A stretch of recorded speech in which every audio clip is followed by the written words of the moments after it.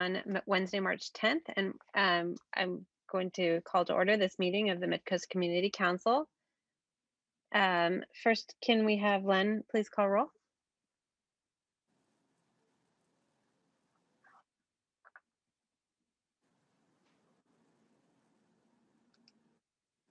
Len, you're on mute if you're speaking.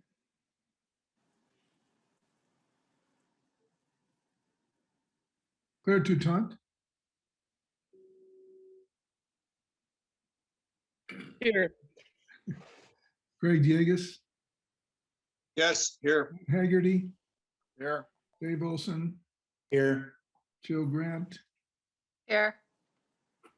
Myself, Michelle. Here. All present. Okay, thank you.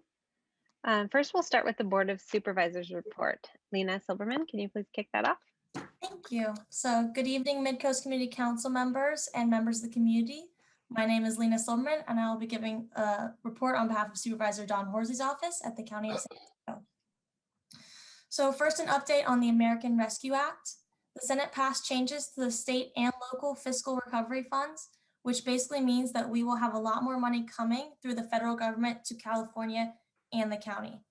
This money will behave similarly to CARES funding. However, this funding includes water, sewer, and broadband infrastructure. Local governments will receive these funds in two sections. The first half 60 days after enactment, and the other half 1 year later. These funds must be spent by 2024. Next, we have a quick update on the parallel or multimodal trail. Yesterday morning, the Board of Supervisors approved the real property documents for the acquisition of easements from the Cabrillo Unified School District for the MMT project. A quick update from the Resource Conservation District. The RCD has set tentative dates for the Midcoast to receive free chipping services. Currently, Moss Beach, El Granada, and Montera are scheduled to receive chipping services in mid-May. On to COVID. We are currently in the red tier. However, our numbers for this past week qualify San Mateo County for the orange tier if we remain eligible for 1 more week. For information regarding our test positivity, adjusted case rate, and equity metric, you can go to the state link I will provide in the chat.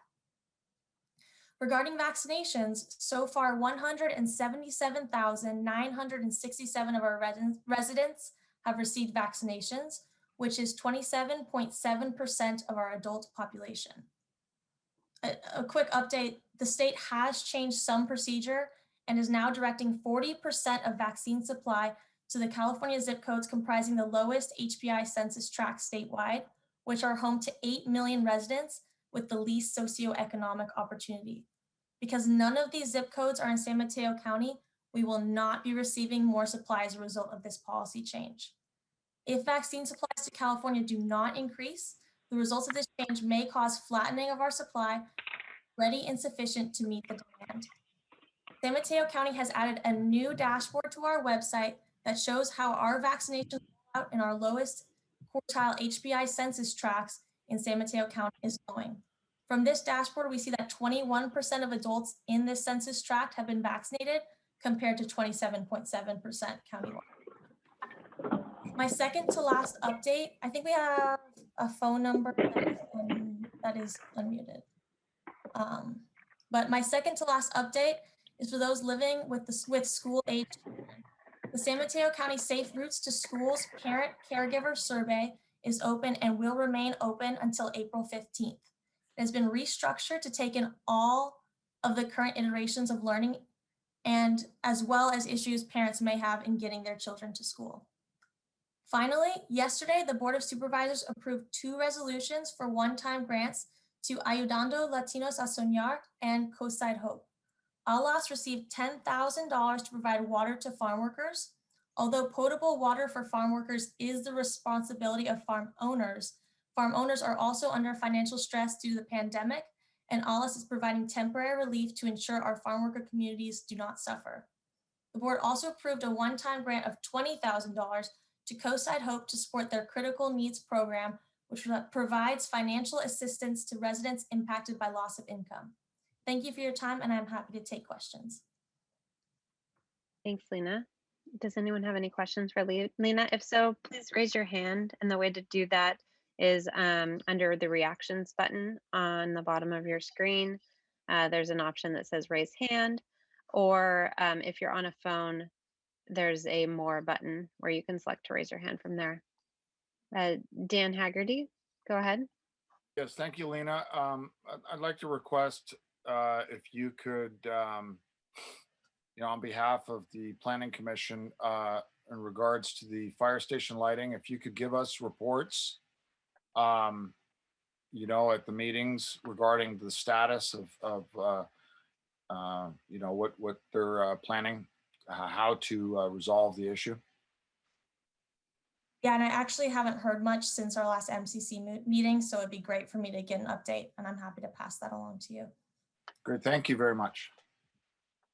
Thanks, Lena. And next is Carlisle Ann Young. Hi. I was reading on Nextdoor recently that an RV was seen driving uphill, spewing out their sewage tank. And it brought up to mind that maybe the county could provide vouchers so that homeless people could have free pump outs. I don't know if you can bring that up to Don Horsley or to the housing department or what. It may have just been a resident that didn't put cap back on their tank. But there are a lot of vehicle dwellers in San Mateo County, especially in the unincorporated areas. And on the Nextdoor site that I read this on, it said that the state beaches offered pump outs, but only to their resident campers. And the sewer district doesn't offer it. Anyway, the upshot was somebody called the fire department and they hosed it into the sewer, which, as you know, runs downhill to this harbor. And they already have a big pollution problem. So maybe you could just bring it up and see if there's any way they could resolve the pump out situation for homeless people. Thank you. That's a great idea, and I definitely will pass it on. Thank you, Sid. Next is Jill Grant. Hi, thank you, Lena. It was very nice. I missed a bit of that. So you said 27.7% of San Mateo County is vaccinated, and we're going to switch where 40% of the vaccines are going to, sorry, I missed that, low income, but we don't have any low income. Is that what you said? It was a little confusing, and I did go kind of fast. So the state is allocating the vaccines to the counties, and the state is changing where they're doing a focus where 40% of the state allocated vaccines are going to specific zip codes that fall into the lowest healthy index. And I think there's like 6 even in the Bay Area surrounding counties, none in San Mateo County. Okay, got it. Thank you. I actually have a follow-up question on that. So Lena, does that mean that our supply won't increase at all, or is it actually going away? It's a great question. It's tough to say. One thing that I didn't mention is that the Johnson & Johnson, or the Janssen vaccine that we're supposed to call it, is supposed to be coming online, and they're supposed to be increasing.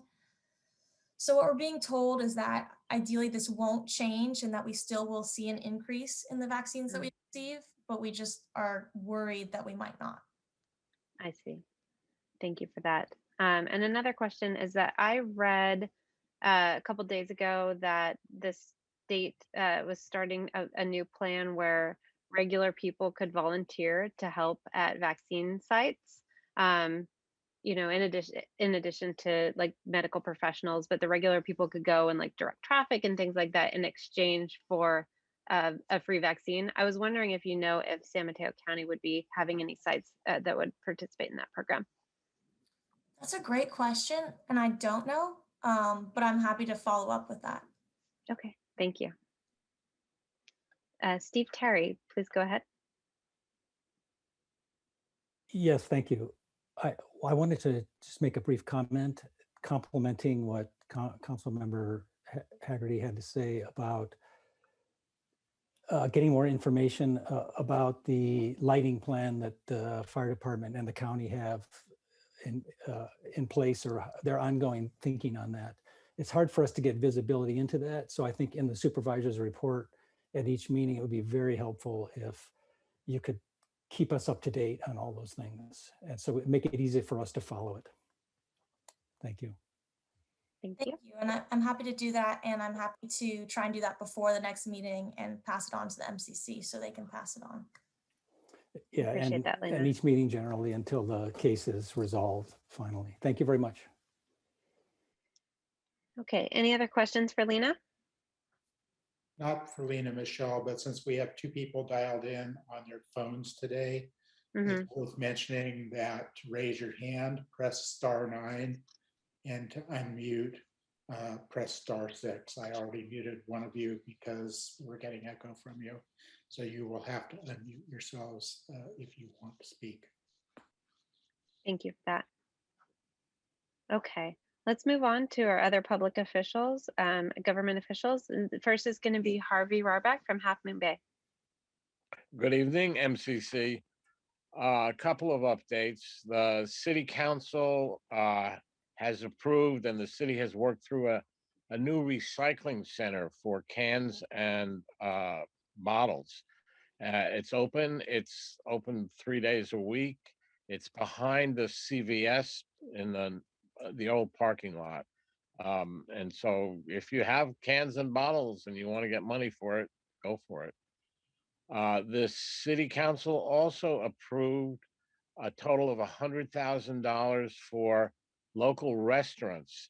This was even more than staff recommended because we understand the horrible effect that the COVID crisis has caused for our local restaurants. So that's something that we're aware of. And then, as Lena said, the American Recovery Plan is going to give money not only the county but the city, and we're hoping that we can use that to help some of our businesses recover from COVID. The city has also recently held 2 listening sessions to find out what community members care about in response or in advance of our priority setting session, which we do every year. And that priority setting session, which is open to everybody, is going to be on March 24th from 11 to 2. So if you're interested in what makes the city tick and what we care about, please join in. Everyone's welcome. I'll be glad to answer any questions anybody has. Thanks, Harvey. Does anyone have any questions for Harvey? If so, please raise your hand. Sid Young, go ahead. Hi, Harvey. I Sid. just wondered, I think the biggest issue that most Midcoasters think about is traffic, as far as what the public thinks ought to be, priority down in Half Moon Bay. So when they approved the land use update, they didn't have any evacuation plans in there. And also they said at some future date, they might be putting together a different program where they would look at traffic. But can you bring it up on the 11th or whatever? I mean, not the 11th. When did you say? 24th. I'm sorry. What, 24th from 11 to when? 2. Okay, well, could you bring it up? Because I don't know if I'll be tuning in or not. Do you guys have any plans to do anything about traffic? I've been on the coast for 23 years, and everyone always has it as their highest priority. I wish I could give you an honest answer as to how we can really improve the traffic, even the evacuation plans. You're talking to the wrong guy. I mean, is it on the schedule to be looked at even? Oh yeah. Traffic management is one of the existing 5 priorities. So Okay. if we carry that forward, it'll continue to be a priority. But Okay, it's a tough one. I guess so. Thank you. Sure. Thank you, Sid. Dan Haggerty. Yeah, Harvey, on that note of traffic management and understanding that it's a difficult problem. Has there been any talk within the city of Half Moon Bay regarding potential pedestrian underpasses where on the highway where an underpass would allow for free travel of pedestrians, 100% safety from being hit by a vehicle, and it would have zero impact on the flow of traffic? Yeah, I know you're critically concerned about this, and I respect that. But the only thing I've heard, and this is a couple years old now, is the possibility of an overpass near Sam's in that area. But that's been on the back burner for a while now. Nothing about an underpass. I just want to add that, overpasses require more steps up than would be steps down, and that would result in more usage. People, historically would use the path of least resistance. They may just run across the road and not use an overpass. So just wanted to, please keep that in mind when you're at your meetings and when the topic comes up. Thank you. Thank you. Thanks, Dan. Any other questions for Harvey? I don't see any, so thank you so much, Harvey, for coming to our meeting and giving that update. Next, let's go to Catherine Slater-Carter from the Montero Water and Sanitary District.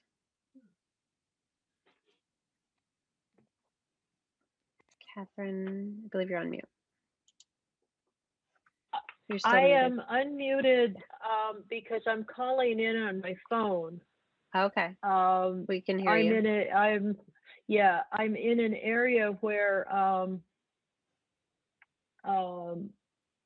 the wind is blowing and the trolls are shaking the cell towers. So it's easier to do a direct line than a video line. And it's clearer. And I've just learned that new trick today. So anyway, it's working well. It's working well, and I can hear you guys without interruption too. So that's very good. I just wanted to say the next regular meeting of MWSD is going to be on the 18th. That's 8 days from now, but there will be a SAM board meeting on Monday, the 15th. And for SAM, Sewer Authority Midcoast side, our most recent audit was approved by the board, and we're very happy. There were some hiccups in past audits, and we ended up doing 3 audits this year. So we had a wonderful auditor, and the board did approve the audit. For MWSD, everything seems to be running downhill quite well.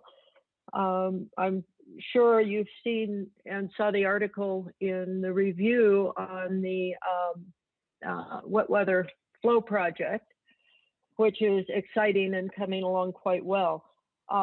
If you go to the MWSD website, which is mwsd.montera.org, you can watch a video that is a tour of our system, our water system that we gave last fall.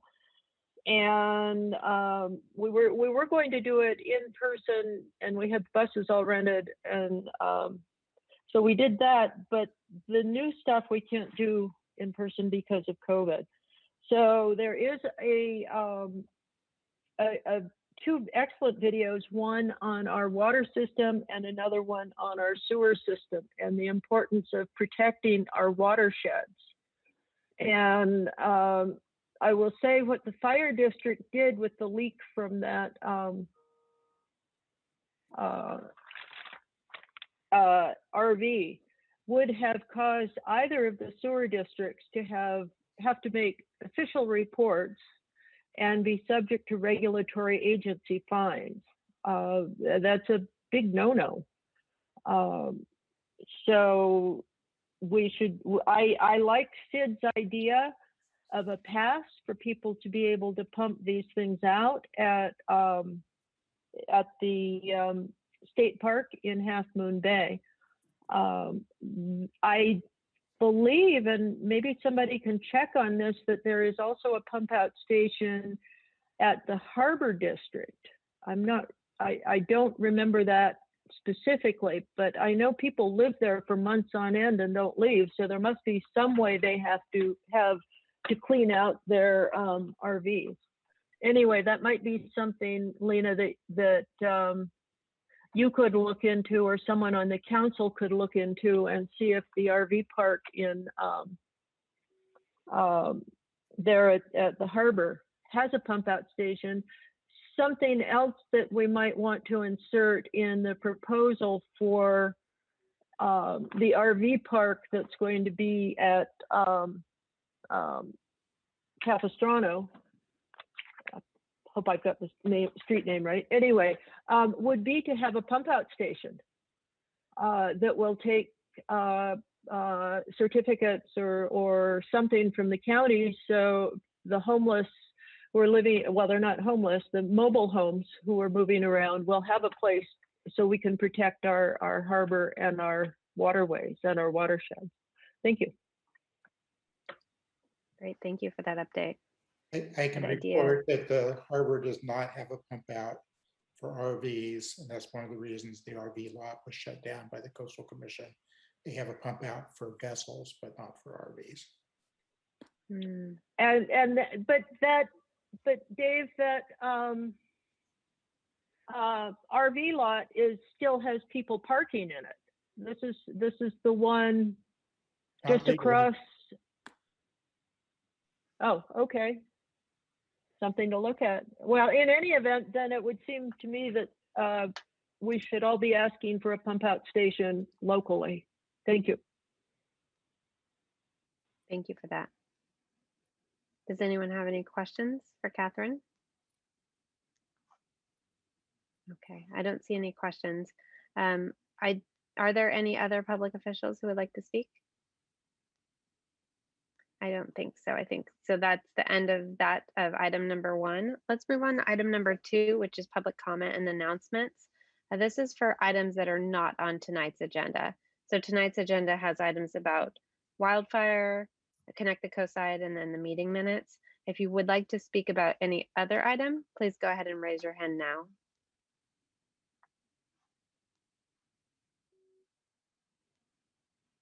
Okay, I'm not seeing anyone who wants to speak. So I will close that item and we'll move on to the regular agenda. Okay, almost right on time.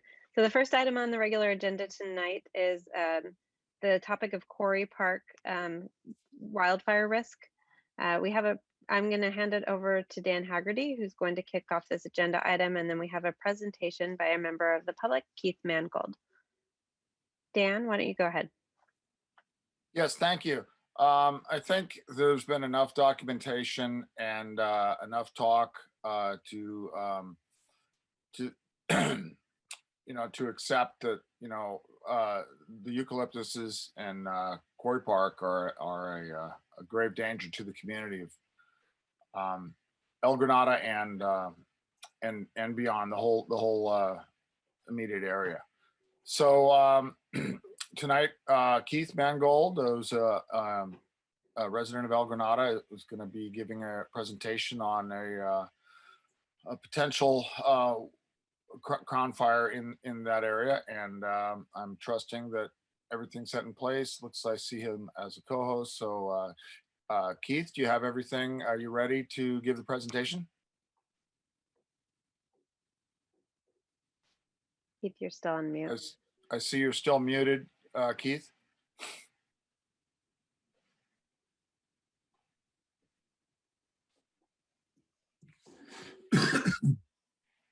We can't hear you, Keith. And presumably somebody's going to have to let him share his screen. I've already Okay. done that. There he goes. There you go. All right, Keith, we can hear you now. If you want to go ahead and click that green share screen button in the middle of the bottom of your screen, and then you can share your PowerPoint.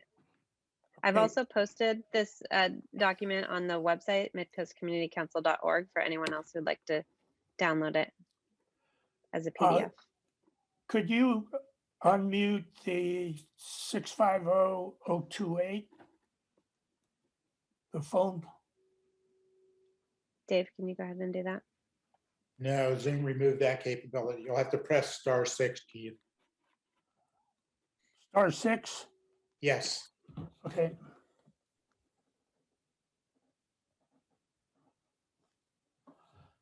Excellent.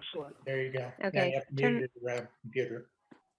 Okay, so hopefully I'm off There's the echo. there's an echo, Keith. There's an Dave, can you echo. mute his computer? If you want to make me co-host, I can help with that too.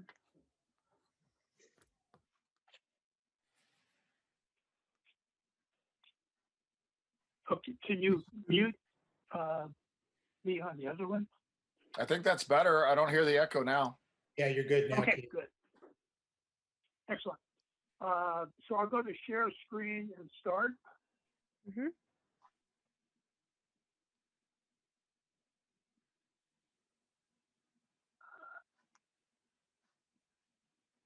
Well, I thought I was going to go to share screen and start. Give me a second here.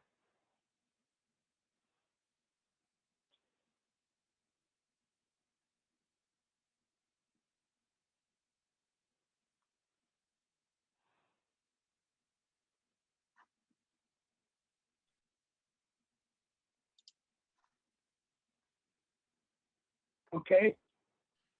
Are we there? No.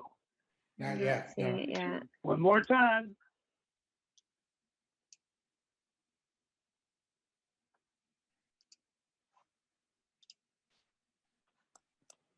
For some reason, the PowerPoint isn't showing up on the screen, although it's up. You know, Does we can go anyone ahead have- and share it for you. I know I have the file. If you're not able to do it, I can share my screen. One of the problems people run into is if they have dual screens sometimes, just for your information, Keith. Oh, we see something now. Who's that? Do Now what? we see the calendar. We see the calendar. Oh. So Do you have maybe I should two- unload. Do you have two monitors? No, just one.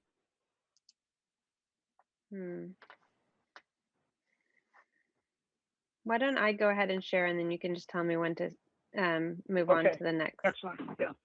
Okay. All right. hold on. Sorry about that. I just checked it out earlier today and it worked, so I'm not quite sure what the problem is, but so we'll start out with the title is Quarry Park Eucalyptus Ground Fire. Is this an accident waiting to happen? And next page. Sorry, I'm just trying to get to this. Now I'm not finding the share screen button. Where is it? Where's this one? Okay, can you guys see that? Yeah, we're seeing it. Okay.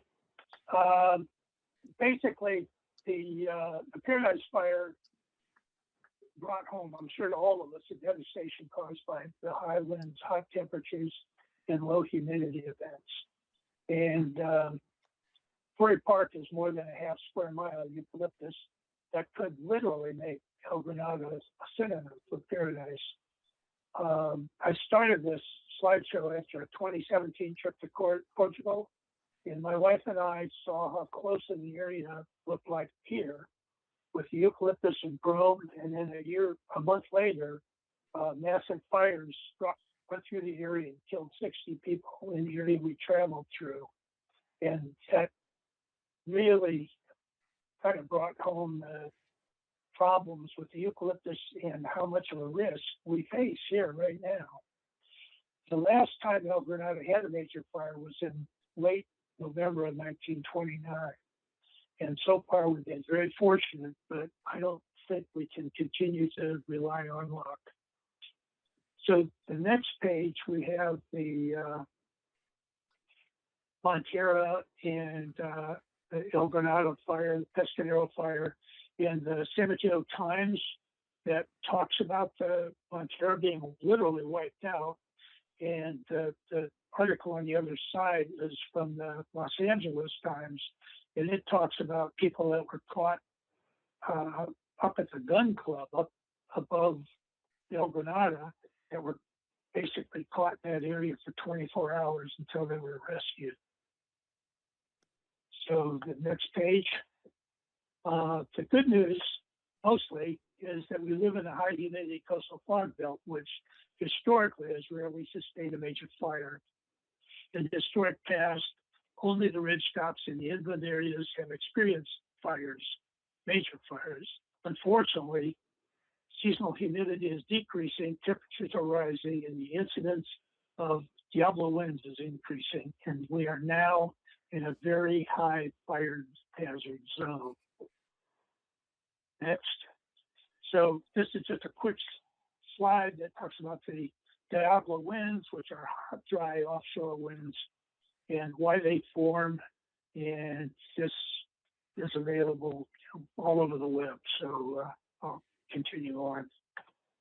On 10/15 of last year, we had a temperature of 80 degrees, a wind at 39 miles an hour, and humidity at 12%. The humidity had dropped from 92 to 12% in about 24 hours. So we had a red flag warning, and it was one of those times when if we had a fire in Quarry Park, it would not have been pretty. So everyone probably in El Granado is aware that both fire insurance rate hikes are happening and we're getting cancellations. And if you look at the 2018 California Public Utility Threat Map, you'll see why down the lower left-hand corner in the El Granado is in Tier 3 extreme fire. If we go on to look at detail on that map, UCLA had a project doing some mapping where they took every building in California and mapped it to the hellfire fire hazard zones. And if you look at this slide, you see all of the red lines going up El Granado Boulevard and along the top and down the sides of, again, El Granado Boulevard. And those are all very high fire areas. You'll notice all of them have eucalyptus on the downside. And that is, I would guess, is the reason it's a very high fire zone. And the premise of this map probably is that the wind direction would be from the north on this, which certainly is the predominant wind direction when we have the El Diablo winds. But I think probably it's not the only wind direction we'll see.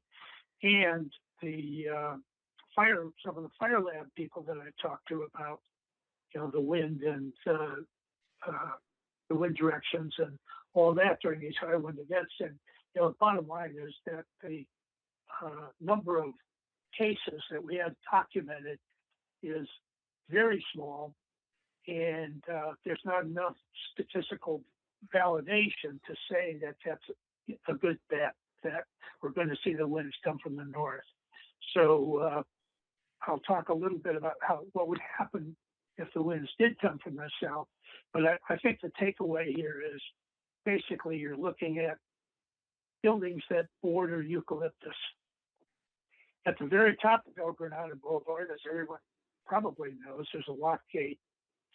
If, on to the next slide, down where San Pedro Road cuts into El Granado Boulevard, in a circle, if a fire jumped that, which could happen either from the north, or I'm sorry, from the north or the south, there would be no escape route up El Granado Boulevard because we've got the eucalyptus on the right, we have chaparral on the left, and we have a lock gate at the top. And at a minimum, someone has to do some negotiation with TGNRA or the county or whomever. So at least there's an open area to go to past the lock gates. Okay. There are 120 housing units up there. There are elderly, it's is a serious, very dangerous condition. Next slide. If you're looking at quarry, park, and the potential for crown or canopy fire, basically the primary things are you have to look at how much slope there is and what the wind is and the possibility of ignition. And basically once the wind starts blowing, and if you get the crown ignited because of the flammable oils in the eucalyptus, you'll have spot fires that occur in some cases miles from the initial ignition. Next. So here's a picture of the quarry park terrain. We have a total of 700 feet of elevation there. And within the park, we've got 30 to 70% grades. And you can see where the trails go. And in most of the trails, you've got areas above the trails. And all of these areas, virtually all of these areas, have eucalyptus trees. So there's no way to fight it except from the air, assuming the smoke isn't too bad or the winds aren't too bad to allow helicopters or tankers in. But the ground equipment that we have, I think probably in general, but particularly here on the coast side, you have an effective firefighting height of about 60 to 70 feet. And in some of these areas, if there was a crown fire, the fire would be hundreds of feet above any path or any access that the fire department would have. Next slide. So basically, how would it start? What is the ignition for something like that? One thing, obviously, is all the urban boundary accidents. And that can be house wiring, power tools, transformers, sparks from engines, vehicle accidents, barbecue grills, any of that is fairly common as a source of fires. And on August 29th of last year, we had a quarry park rave that went on for about 3 hours. There were aerial fireworks and a gasoline fire that was started up there in the quarry proper. Fireworks were actually being shot out higher than the eucalyptus trees that were visible from quite a bit of El Granada. If that hadn't been an absolute drenching wet evening, there's a high probability that we would not be having this conversation. Cigarettes, if you walk up in Quarry Park, you see cigarette butts virtually any time. On September 13th of last year, we had off-road motorcycles in the area, the GTNRA area that abuts the park. Unfortunately, there's always the possibility of arson. You hope not, but it's a reality. The power lines, the major transmission lines that go are roughly 2 miles above EG Head Highlands that run through GTNRA and I believe PUC lands. So it would be very easy for a fire to spread from the chaparral that's up in GTNRA or the San Francisco PUC and spread to El Granada, the eucalyptus, and the Quarry Park. Next slide. So the probability is relatively low in that we averaged 1 Diablo wind event per year over the last, up until 2016 or 17. But I just got information that showed a map that said since then we've had an average of 4 per year. And I know this year we had 1 in January. So and the bottom line is we're getting hotter, we're getting drier, and we're getting windier. So in September, October, November, we had multiple days with 40-mile-plus winds, temperatures in the upper 80s, and with very low humidity, these cause high flammability conditions within a single day. Going back to the October, where it dropped from 92% humidity to 12% within about 24 hours.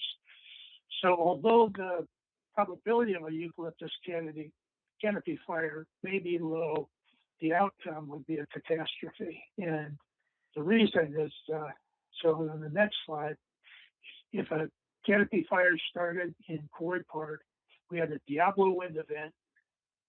Quarry Park represented by that oval on fire.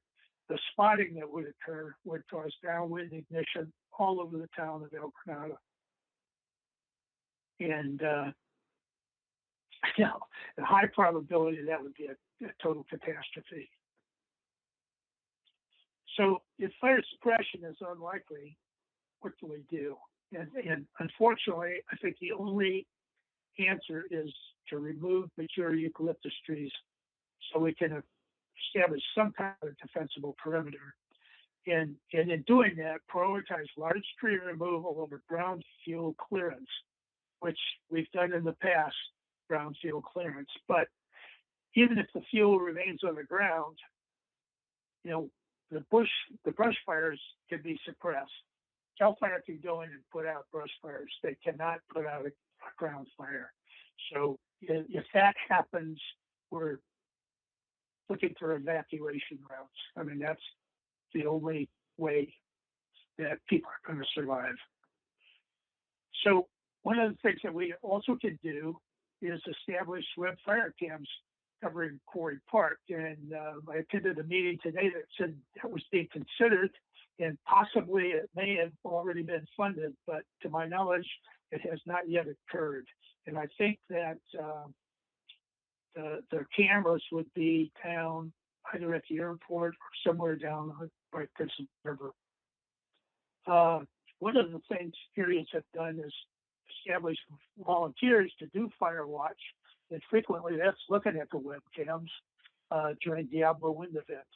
And they're not that frequent. We probably could put together volunteer lists, and you know, hopefully the rest of us can sleep better when these things occur.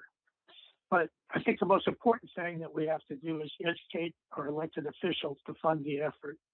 And that means going in and cutting down mature trees, getting rid of virtually all the eucalyptus that border El Granada Boulevard and on down to the flatlands, and to get rid of the potential to have a canopy fire up there. Next slide. So liability and funding. We have, like I said before, life-threatening locations, especially the top of El Granada Boulevard with no exit. We have potential loss of more than $2.2 billion in terms of 2,200 housing units in El Granada. So let's say a million average. I don't know if that's good or not yet. Lots of varying figures all over the place. A question certainly is, what liability does San Mateo County have in the event of a eucalyptus fire due to insufficient maintenance in face of that fire threat? You know, there's a common saying among some of the people who've had these that say, pay now or pay later. And, you know, the cost, even if it is, and I think they have a cost to cut a half square mile of eucalyptus is roughly 43 million. I think that's high. Both, I think there's probably not, you know, an actual packed square half mile if we've got some open spaces, but basically for the populated areas, it's cost 130,000 an acre. So the question is, how do we fund clear cutting of a half a square mile? And another question, we use people like the CAL FIRE loggers who off season might be available to do that kind of thing and help defray some of the expense. Next slide. So the priorities, the first two priorities are the same as what CAL FIRE's priorities are. Number one is protect lives. And that would mean removing mature eucalyptus along the boulevard where people have no escape route from either an initiation point within the Quarry Park or a San Pedro intersection crossover where the fire's coming from the north. Number two is protect property, which basically it's doing the same thing as number one, plus increase the removal of all the county utes bordering El Granada, which presumably would include the sum of Quarry Park and the medians. Third worry about disposal, replanting, everything else. Get the large mature trees out of there. That's the only thing that's going to prevent a canopy fire. So the action, declare an emergency. If it isn't one now, by fall it's going to be. There are going to be a lot of people that aren't going to sleep very well during this fall if we have the same kind of Diablo events that we had last year and the year before and the year before that. Obtain funding to ensure that Quarry Park and the coast side are eucalyptus removal priorities because of, and these again are going to, I believe, CAL FIRE, but certainly state priorities about vulnerable populations that could be trapped, areas with no evacuation options when exposed to a fast-moving wildfire, lack of hospitals and effective evacuation routes from here. The probability is that 92 and Highway 1 will be at a standstill in the case of a major fire. And, you know, we have lots of places to go to shelter in place here on the coast side. So that's not necessarily life-threatening as long as everybody doesn't get on the road and try to get out of town. So we have property destruction that's going to occur with a lot of uninsured owners and a lot more coming. There are a lot of cancellations that are being made by insurance companies where the owners have not yet received the notices. We have the extreme slopes in Quarry Park, which will block firefighting efforts. So we need multi-agency funding coordination, the feds with their both the GGNRA and through FEMA. And FEMA does have funds for mitigation of the hazards at this point. I have no idea how much or where or how onerous that process is. We have state parks that has vested interest in this just because of the proximity and the potential for fires to start on the state park property and go through El Granada and Frenchman's Creek and, you know, the Medio Canyon. We have county DPW, which is part of that whole equation, and San Francisco PUC because of the potential for spread from SFPUC grounds up above the GGNRA. So I suspect that Midcoast community letters to local, state, and federal governments that this is a pay now or pay later, and the consequences of inaction could well be deadly. That's it. Well, thank you very much, Keith. Are there any questions from the community? Hopefully we could keep them short and give about five minutes or so. Hey, this. Dan, Yeah. Dan, you're forgetting, I'm going to be presenting a page here now. Yeah, but I just want to offer the community. We'll have the discussion. We'll have the discussion Well, after I'm done, okay? Yeah, as a chair, I'll run this part of the meeting, but I think it does make sense to have Greg present his section, and then we'll go back around for questions for anyone, for either Okay, Greg or for Keith. Let me Or just for you. add one So, thing before I hand it over. Let me just Michelle, add one go for thing. can I share my screen? Or Greg, can you give me just a moment? Go before I ahead, Dan, and then we'll set up Greg to be a co-host. Yeah, so, you know, given that, I think we all know the danger for the community. I think what I would like to see, you know, at the end of the meeting is to come to some consensus within the council to, first of all, ask for a plan for Quarry Park fire fuel reduction, eucalyptus tree reduction as soon as possible. And, you know, and then from there we can start maybe brainstorming to see how we can keep costs down in any way possible. Of course, it's going to be an enormous effort. That's all I wanted to say. Greg, are you ready? I am ready. Okay, Greg, you should be able to share your screen now.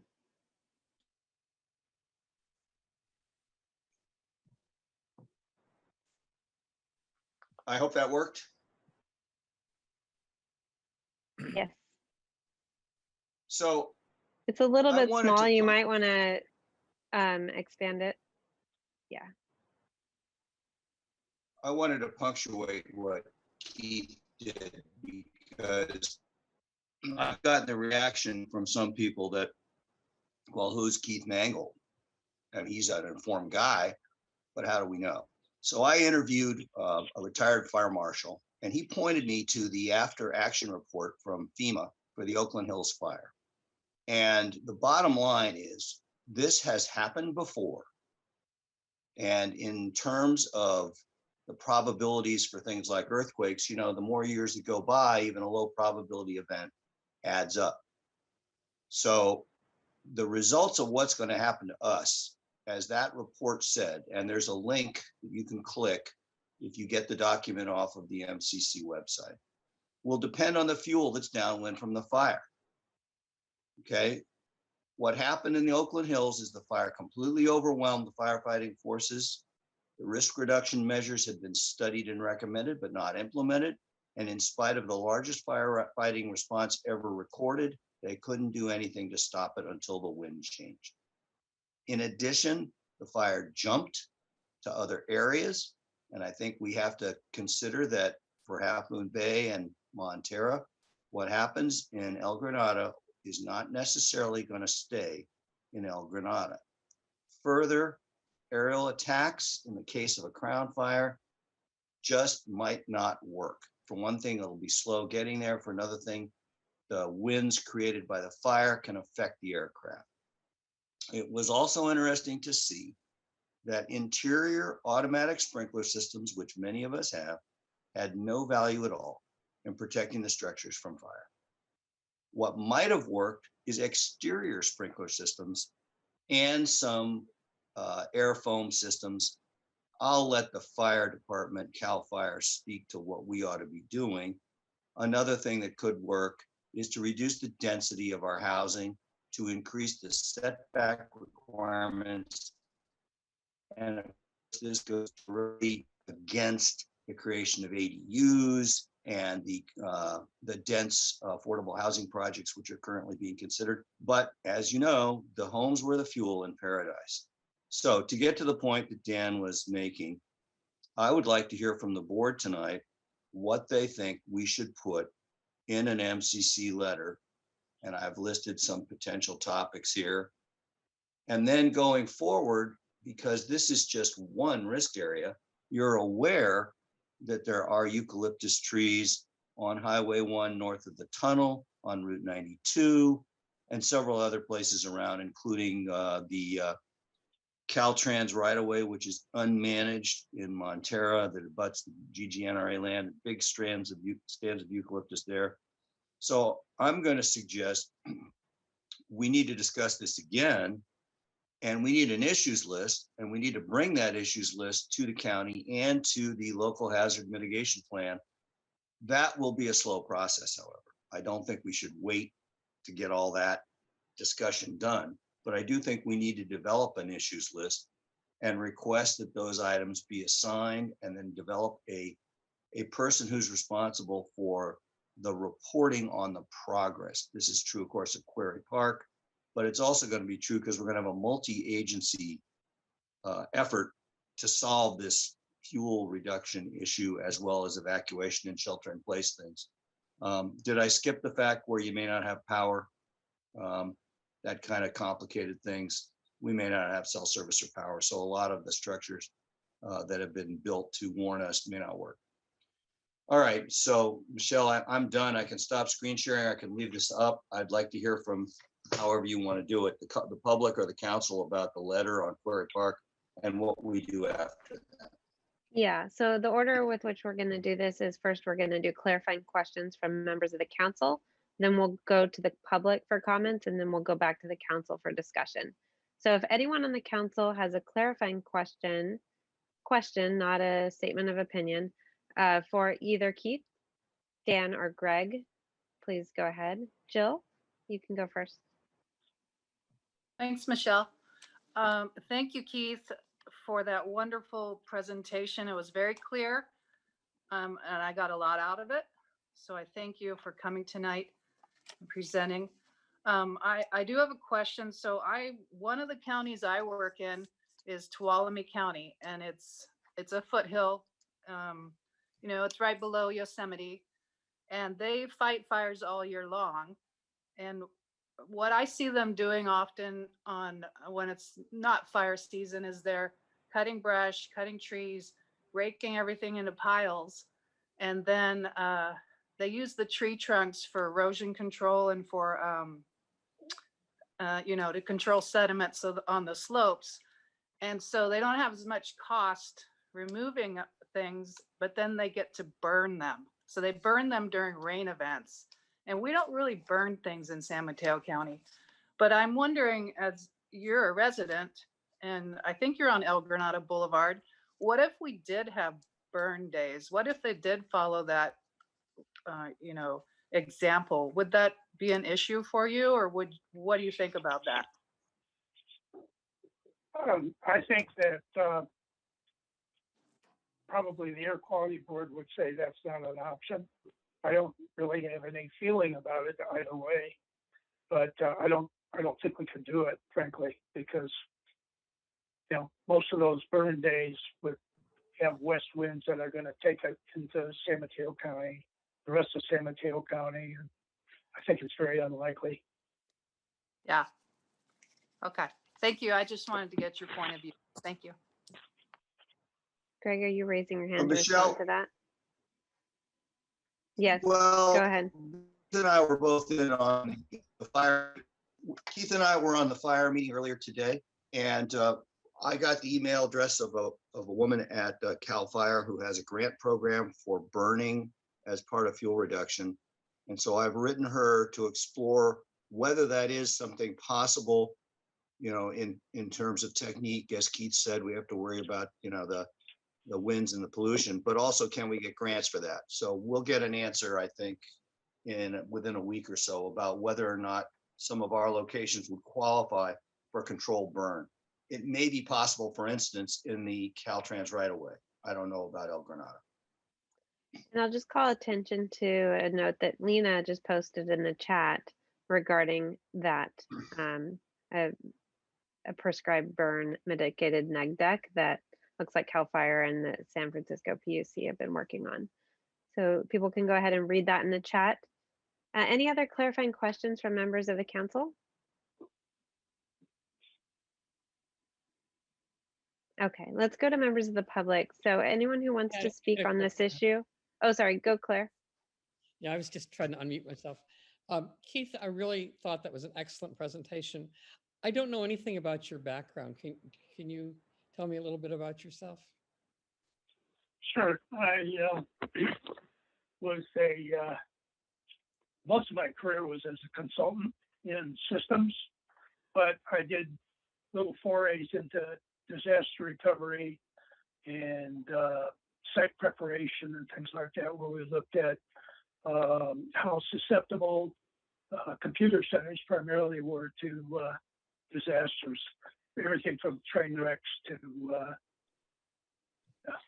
lightning to whatever. And so I've tried to apply some of that to what I'm seeing around here, but I'm not a professional. I have spent a lot of time talking to people from CAL FIRE, a lot of different agencies, the meteorology labs at a couple different places, and to try to understand the whole picture of the wind, the Diablo winds, the effect of the humidity and all that. And so I think I've passed the precursor to this PowerPoint around to quite a few people, and I've not had anyone say, no, that's wrong.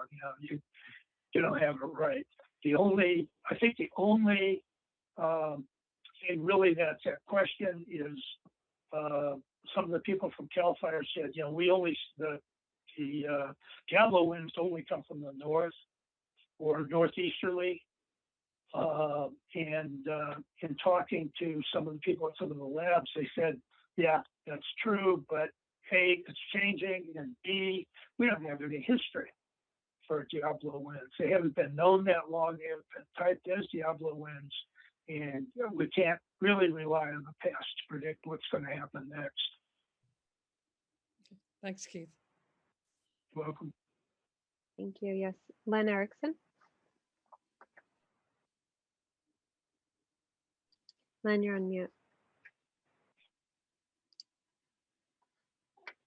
Keith, and you're talking to Greg too, you're speaking about different types of programs, chipping, fuel reduction, fire breaks. But what you were, as I saw it, trying to point to specifically, Keith, was a need to have in a certain area that's not small, an elimination of the eucalyptus trees.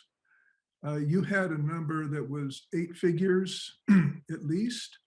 And everything I've read is that's what it costs to do it. It's a very expensive process, but we're at the tip of danger, even relative to the coast.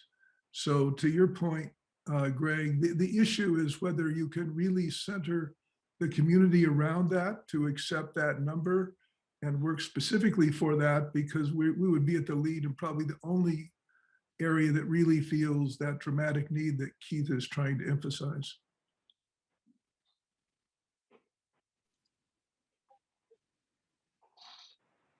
Thanks, Len. Was that just a comment or did you want Keith to respond?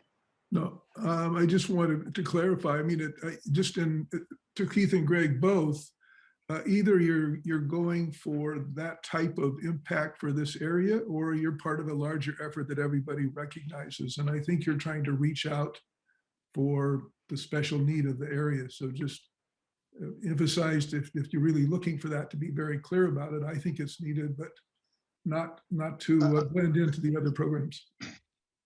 Could I make 2 comments here? One is they did this in San Diego already. And it requires a certain political will. It requires funding. There's some great photos. I think they call them babes with buzzsaws, of women in mud jumpsuits out there cutting up the trunks of the felled eucalyptus trees as a community activity. And I thought the idea that we use off-season CAL FIRE people is also useful. Secondly, Kellex Nelson has spoken repeatedly about the leverage you get. If you have a little seed funding, you get more and more funding as you go up the ladder. So I'm not prepared to say it's too big, it's too much money, it'll never happen. What I would like to say is, let's get started, find out how much leverage we can get to make this happen. And yes, Quarry Park isn't the only place, but where else would you start? Okay, thank you for that. Does anyone else on the council have a question? Okay, let's move on to the public for comment. So for this session, this section, each person will have up to 3 minutes to speak. This could include questions or comments. And we'll start in order of who raised their hand first, and first person is Sid Young. Sid, go ahead, you have 3 minutes. Yeah, I was finding the unmute button. Okay, I guess this is a little newsflash to some of you, but at the Parks Commission, and also I think one of the supervisors meetings recently, they released the numbers that they already got from, I believe it's the California government. They're going to be clearing 83 acres at 170,000 K in the maintenance of Governor's Quarry Park fuel reduction project. These are 5-year estimates. I think the first year they said 85,000 would be going to at least the first 170,000 of that one part. But the rest of Quarry Parks maintain a shaded fuel break along the western park boundary. And that's another 125,750. And then the Quarry Park Murata East maintain a shade fuel break along the fire roads in Quarry Park and Murata East. That's 884,000. So they've already got the allocation, I guess, from California, and a matter of planning when they're going to do it, because other communities got money too. Wonderlick Park. I mean, it's a huge 32 item PDF or Excel spreadsheet that they presented. So Nicholas Calderon would be the one to check in with to find out the timing. Another thing is Keith mentioned after oh, no, I'm sorry, Greg mentioned after the Oakland Hills fire.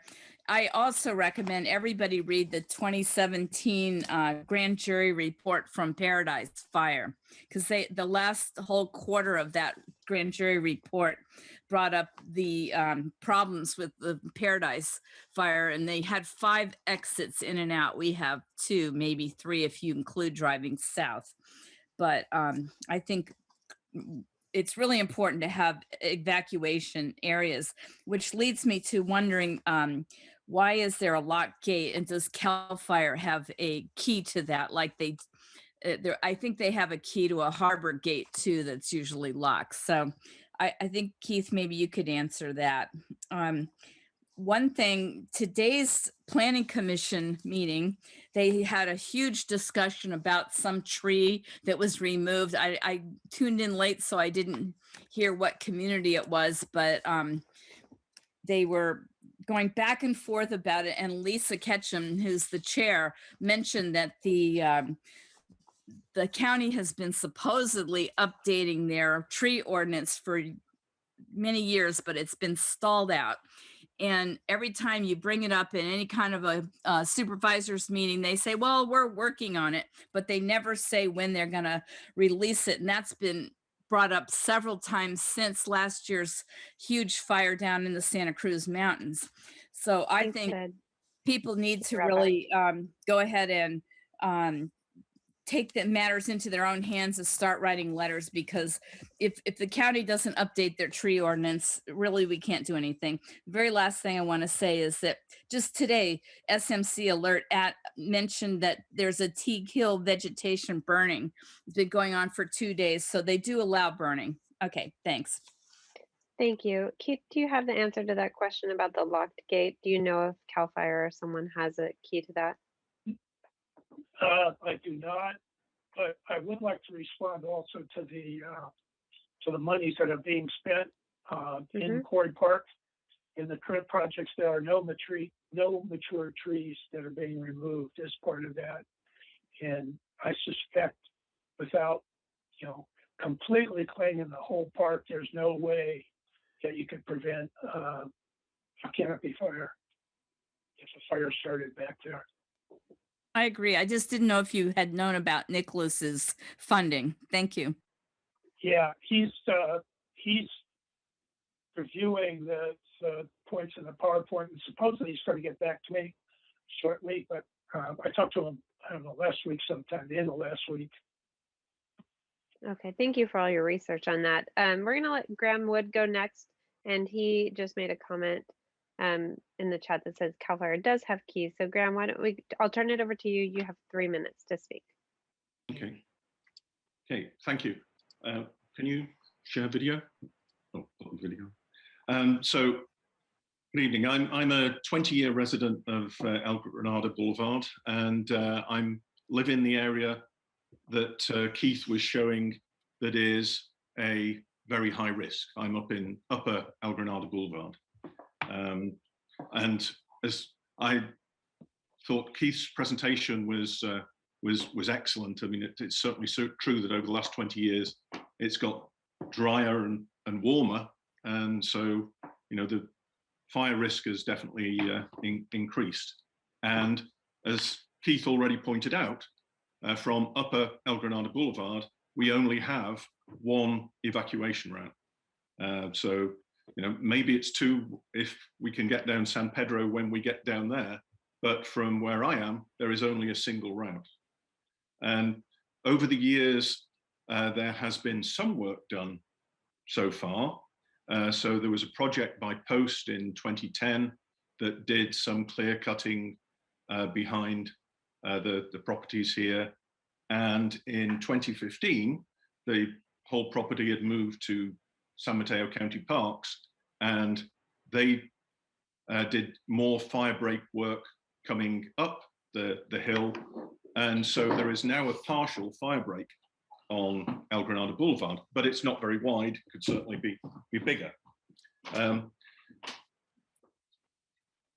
The area where I live, we've been trying to work with CAL FIRE and San Mateo County and Parks over the last 5 years since that last work to try and get them to complete this work. We had a meeting on site here at the site where the fire break is incomplete in September 2019 with all the parties there, and actually Len Erickson from MCC was also at that meeting. Now, unfortunately, since that meeting, there has been absolutely no progress in this area. Sid was just mentioning that there is the plan that Nicholas Calderon from San Mateo County Parks has been sharing. I have a couple of issues with that. One, it claims that and puts up a slide that said that the El Granada Boulevard fire break is complete. It is not. And two, there is no work planned for the area that is the most important area as per Keith's presentation. So it seems like the criteria that they'd established, which was preserving property and hopefully lives as well, the projects that they have in place don't seem to fit that requirement. And so my request to the MCC is, how do we go about making this actually happen? Because if they proceed with the projects as in that plan, there will be no improvement in this area. Thank you, Graham. Thank you. Appreciate your comment. We will talk about that when we go back to the MCC for comments. Next, I'd like to hear from Catherine Slater-Carter. Go ahead, you have 3 minutes. I saw Dolores's hand up when I raised mine, so let's let Dolores go first. Well, you go ahead and then I'll go to Dolores next. Oh, okay. Thank you. You brought up some issues that I have been pondering for a long time. One, the tree ordinance is something that is problematic in the prevention of fires, because I think one of the things we need to do is decide if we're only talking about eucalyptus, or we're talking about all the trees, or all the trees 30 feet and 30 feet and over. At this point, it's a pretty generic all tree discussion from the way I'm hearing it, and I think it's important to pay attention to that.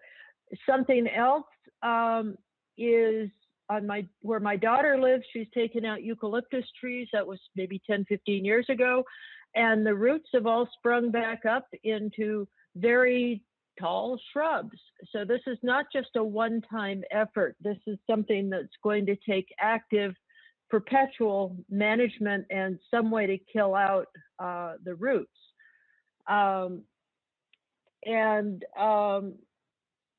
I have been asked, being on Montero Water and Sanitary, about whether our hydrants were adequate for fire. The hydrants, both for MWSD and CCWD, are set up to manage house fires. They are not set up, nor are the systems capable of managing these crown fires.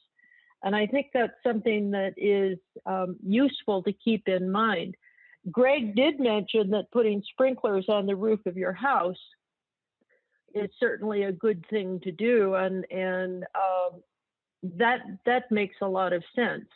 Hopefully, we have the water in the tanks to fund them to handle that kind of demand. I don't think either MWSD nor CCWD do. And I wanted to finish up by saying, when we're talking about drought, you can go to Montera or mwsd.montera.org, and you can look at local weather, and you will see a graph that shows the rainfall, cumulative rainfall for each of the last 3 water years. You can also click on balance hydrologics, and you can get to a chart that shows the airport rainfall logs going back 50 years. So they're not in graphic form, but it's fascinating to look at how our water goes up and down over the years. I will say, at a water meeting I was at some years ago, looking at tree rings going back 1,000 years, it was noted that the last 100 years in California have been the wettest ever, and that we're going back into our normal desert environment. So everything that Keith Thank is you, Kevin. saying Could you please wrap up? and others is accurate. Thank you. Thank you.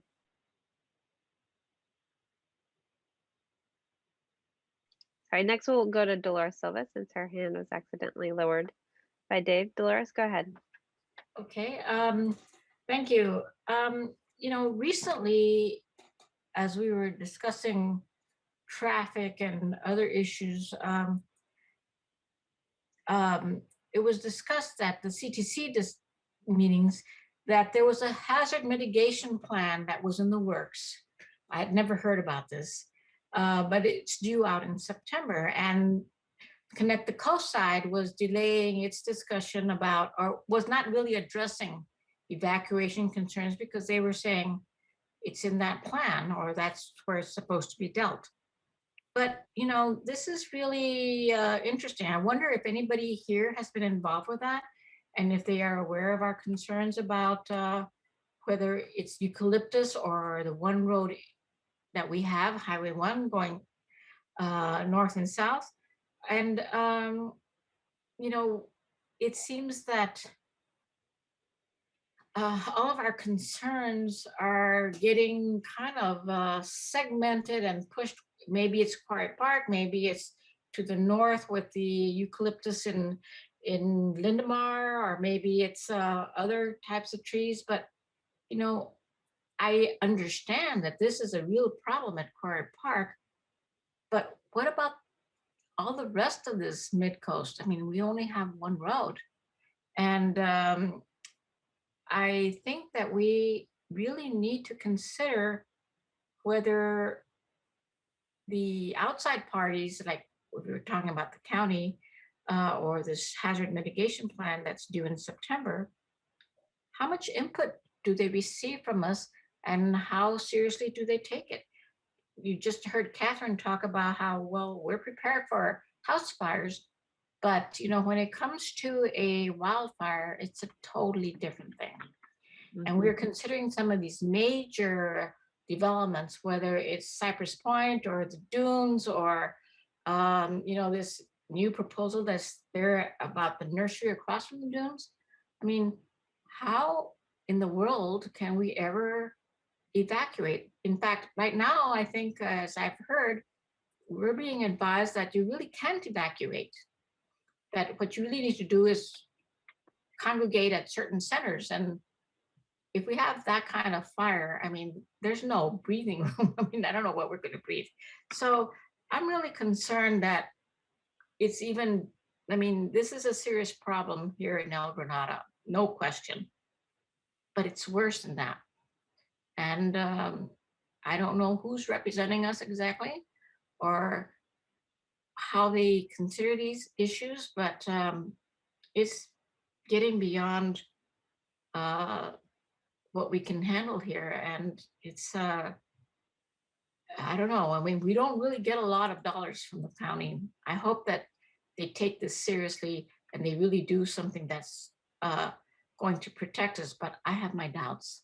So I hope that the MCC can really have some influence on this. Thank you. Thank you, Dolores, for that.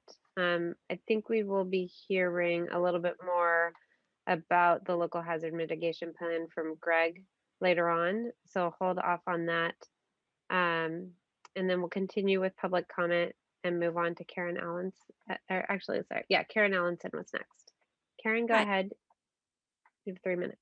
Great. I live a block from the top of El Granada Boulevard, across the street from Graham, in fact. And I worked with Don Horsley's office and Jonathan Cox of CAL FIRE to initiate discussions that helped drive the fire mitigation work in Quarry Park a year and a half ago. But it was just a start. And it was acknowledged that it was just a start. And it's just a piece of it because PG&E was at that meeting.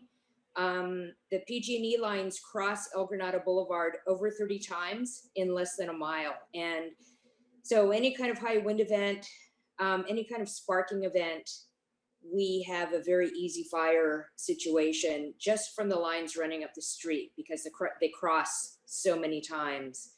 And it's not just the Diablo winds. Remember the massive firestorm, the lightning storm last fall. That was, that could very easily have sparked a massive fire here. I think we were very lucky that it didn't.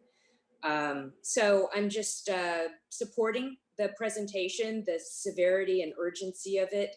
And in terms of the cost, I'm not in a position to tally up the exact correct cost. However, I will say that we're talking about reducing the likelihood of a crown fire. So even if the crowns were taken out and the trunks were taken out later, I think that would be a huge win at this point. So obviously the eucalyptus need to be removed. The mature trees need to be removed. But even if the crowns were lopped off and then the trunks taken out, say the following year, that would be something. So, and then regarding the locked gate at the top of the street, remember that locked gate leads to our newest national park, Rancho Corral de Tierra. So I'm kind of at a loss why it's locked or why it's locked permanently and all the time. So it just seems like people who live near that gate should perhaps have a key, or there should be a lockbox with the key in the event of an emergency, because that is an evacuation route that we're not allowed to use. I'm a member of CERT. I'm a member of the community response, emergency response team. We're all prepared up here, but the problem is if we can't evacuate, if we can't get out, all of that is for naught. And we pay quite a bit of property taxes. So what I'm hoping is that the county and the state can recognize that we're contributing significantly to the coffers of the county and the state, and that that the work that needs to get done will get done. Thank you. Great, thank you for attending our meeting and for making that comment. Next, we'll go to Marian Adini, sorry if I pronounced that wrong. Yes, thank you. My name is Marian Adney. I live in Montera. And first, I just want to thank the commission for having this discussion, and both of the presenters for the really useful information. This is a subject that I have quite a long professional interest in, but haven't engaged with so much at the local level in terms of where I live. So I'm really glad to see this discussion starting. I had some questions, and then I have some suggestions as well. And I don't know if I missed this in the presentations or if it's just not entirely mapped out. But I realize that there's a few different land use designations that we're talking about here. We have a county park, we have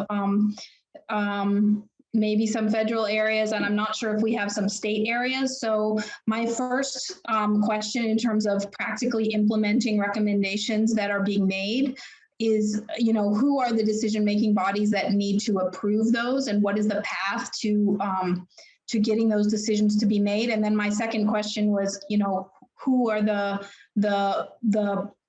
what would be the funding source? So, and I'm not sure if we're there yet in this discussion, but I think that maybe a next step would be to really kind of map that out in a clear way, to think about the next steps that can be taken. And then I also just wanted to point out that there's a lot of interest and activity and research happening on this issue in California. And there are some really, really interesting resources that we might be able to draw on in terms of tools for decision making, both for deciding the decisions and also making the case. And I can put a few of those in the chat. One that comes to mind is the California Forest Observatory, which is a new platform that has a huge host of satellite-based information, including, fuel loads, ladder fuels, wind speed, fire risk, et cetera. I don't know if people are familiar with that, but it's really the state of the art in satellite monitoring and risk assessment for this type of thing.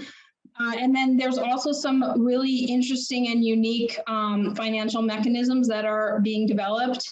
And the one that's coming to mind is the forest resilience bonds, which is a mechanism that's brand new. I think they have one pilot project in Tahoe, but it's a way to funnel private money into these types of projects, which can then be returned to the investors. So there's some innovative finance mechanisms we might be able to take advantage of, and I'll put some of those in the chat. Thanks.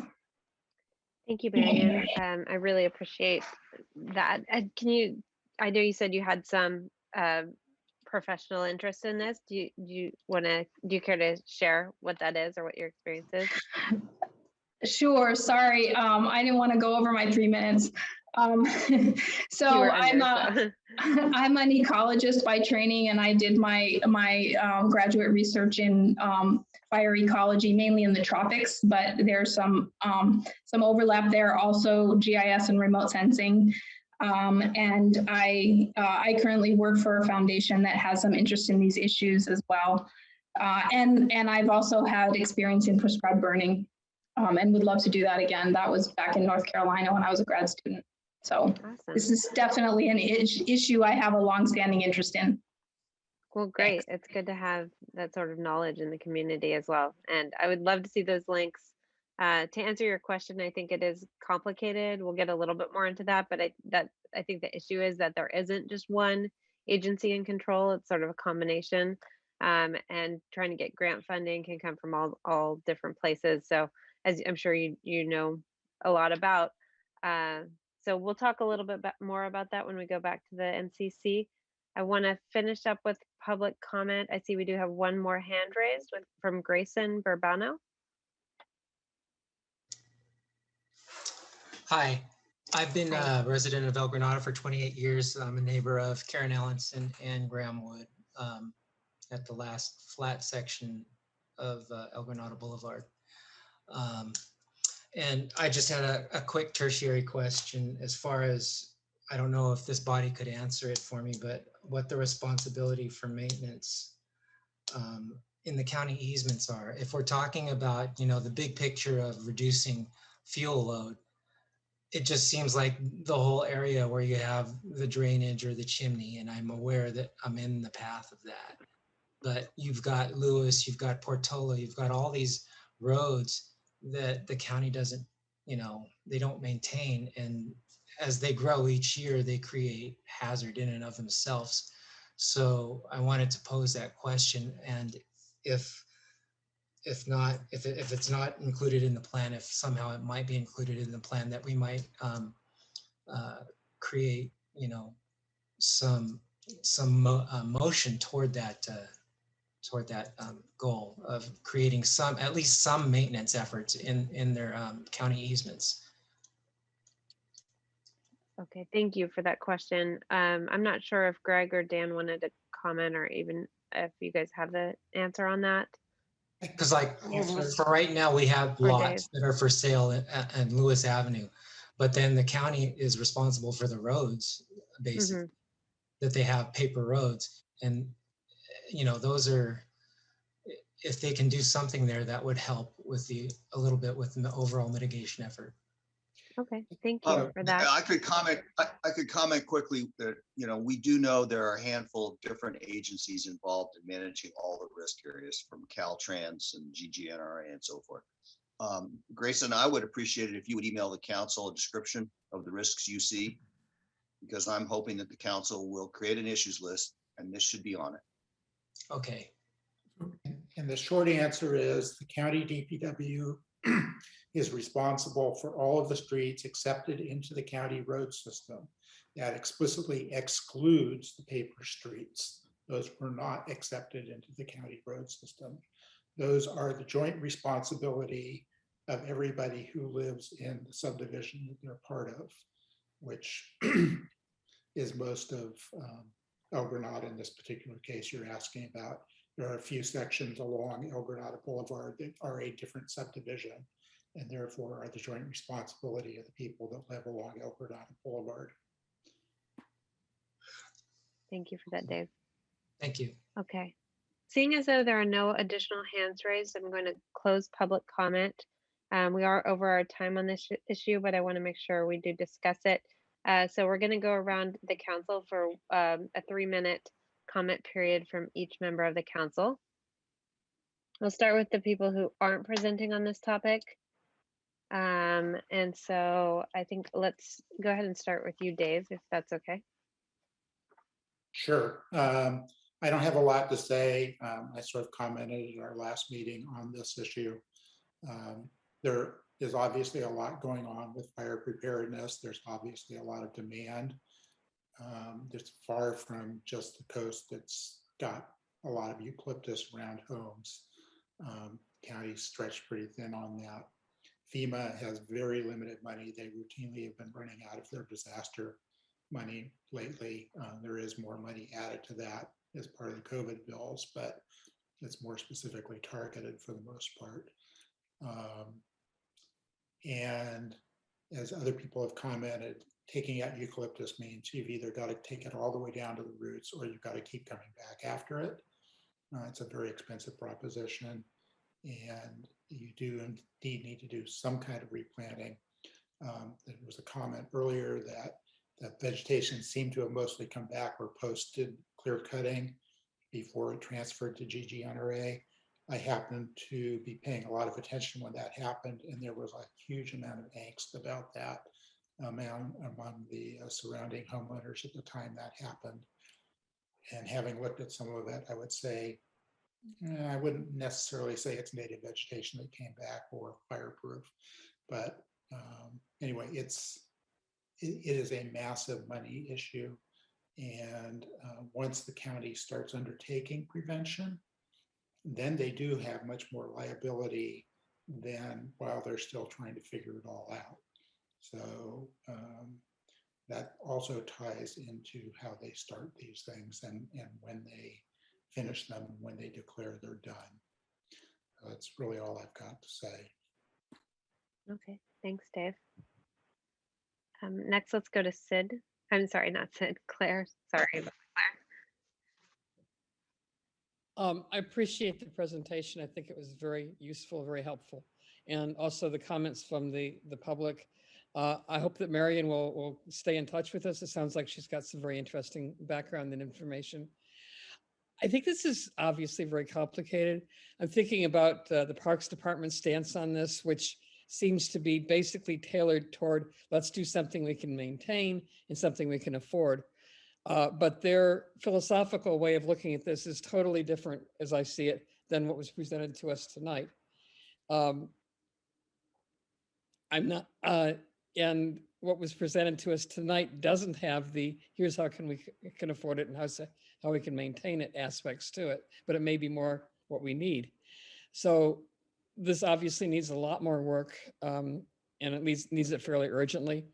And that's all I have to say. Thank you, Claire. Next, I'll go to Len. Thanks.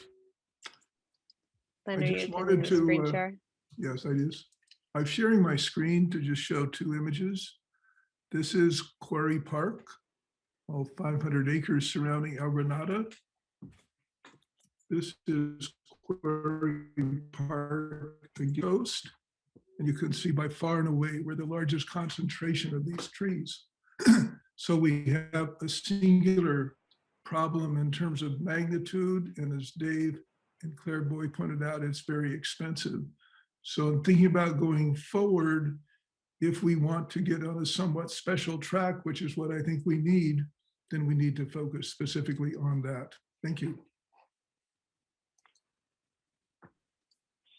Short and sweet and pretty informative. Thank you, Len. Next, Jill. Okay, Greg asked quite a bit ago for the board to comment on a letter, on developing a letter. And what I would suggest is that we form a subcommittee and invite community members like Graham and Marianne and Keith to participate on the subcommittee and develop another presentation in order to lead into that letter. And what I would like to see on the next presentation is biology and history of the eucalyptus in our community, a comparison of how they burn compared to other trees and other fires. I'd like to see possible solutions. We talked about cutting them, using them on site, or how much it would cost to take them to landfills. It's about $10,000 per large tree at a minimum. And what money is available from FEMA. We said there isn't much. San Mateo County, other sources, grants maybe. And also talk about manpower. Other counties use inmates. Other counties have C-27 contractors who donate some of their time, and they bring in professionals to help, and they also coordinate community volunteers. I'd like to see, we talked about the landowners. It would be nice to have a map of all the eucalyptus areas and who owns what portion. And then the tree ordinance, we need to talk about changing the tree ordinance and rewarding people to remove eucalyptus instead of charging fees and asking them to plant replacement trees. And that's all I have. And I thank you everyone for all your great information. It was wonderful. Thank you. Great, thank you, Jill. And next I'll go back to Dan and to Greg each for 3 minutes. Who wants to go first? I'll go. So, Go ahead. you know, a number of people over the years have been bringing this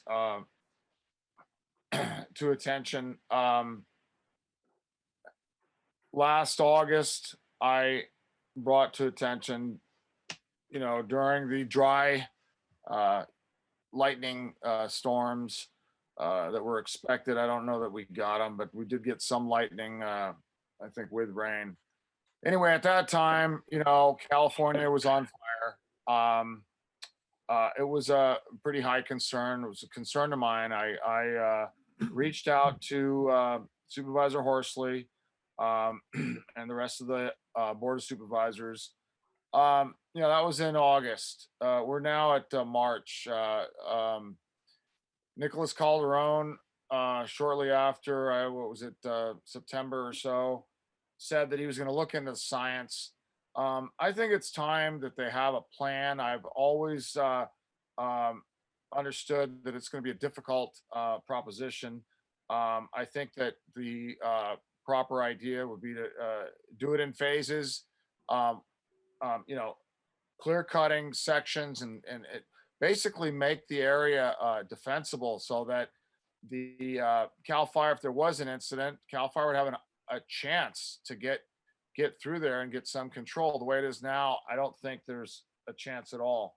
So, you know, I think that we should have from county parks as soon as possible a removal plan, and that means you know mapping out ridge lines and keeping paths free for removal, equipment access, replanting, and you know the pump track that's being proposed. You know, I'd hate to see you know that get damaged through you know the equipment. So I think that needs to be part of the plan. So I think it's time that the parks provide some type of forestry management plan of dealing with the situation. Once there's an overall plan, you know, we have a little latitude as to you know what, you know, which areas are done first. hopefully around the, the borders, and certainly a break within the various breaks within the park. And and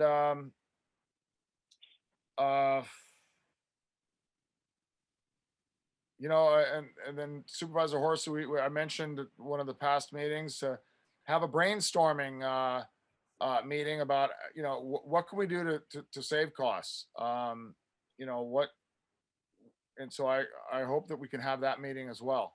So really tonight, I'd like to see consensus from the council that a plan of action is due, and if they could provide it to us as soon as possible.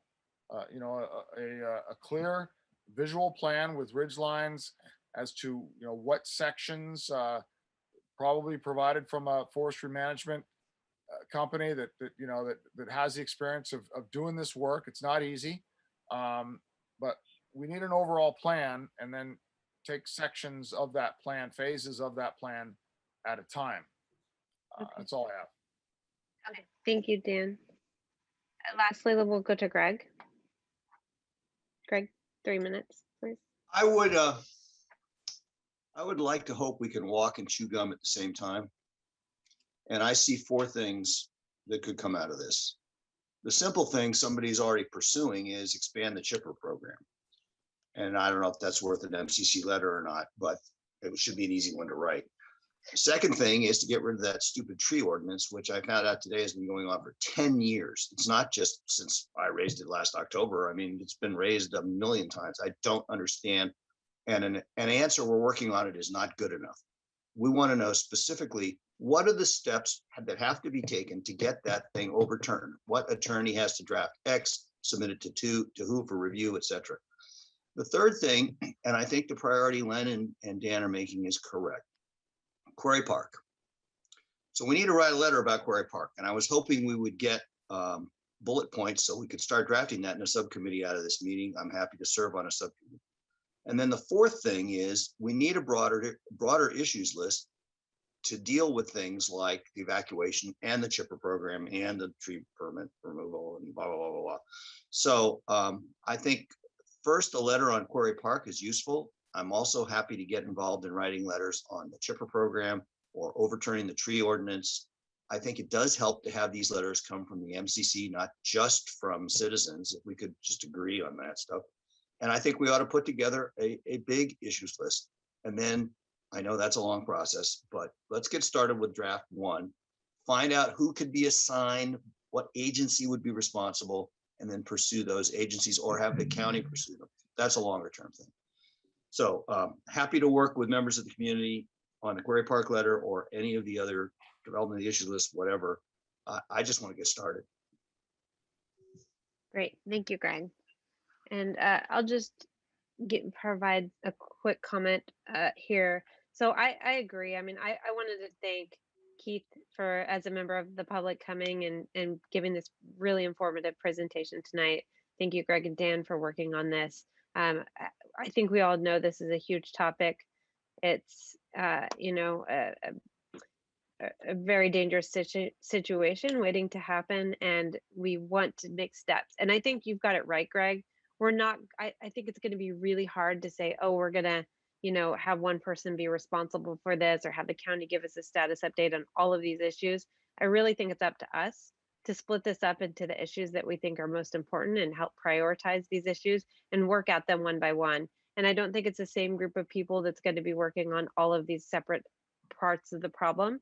I think we split it up, just like you said, and maybe it's, a group of 3 people are working on the eucalyptus removal issue permits, and a group of people are working on the the letter toward Quarry Park. I think these are all great things.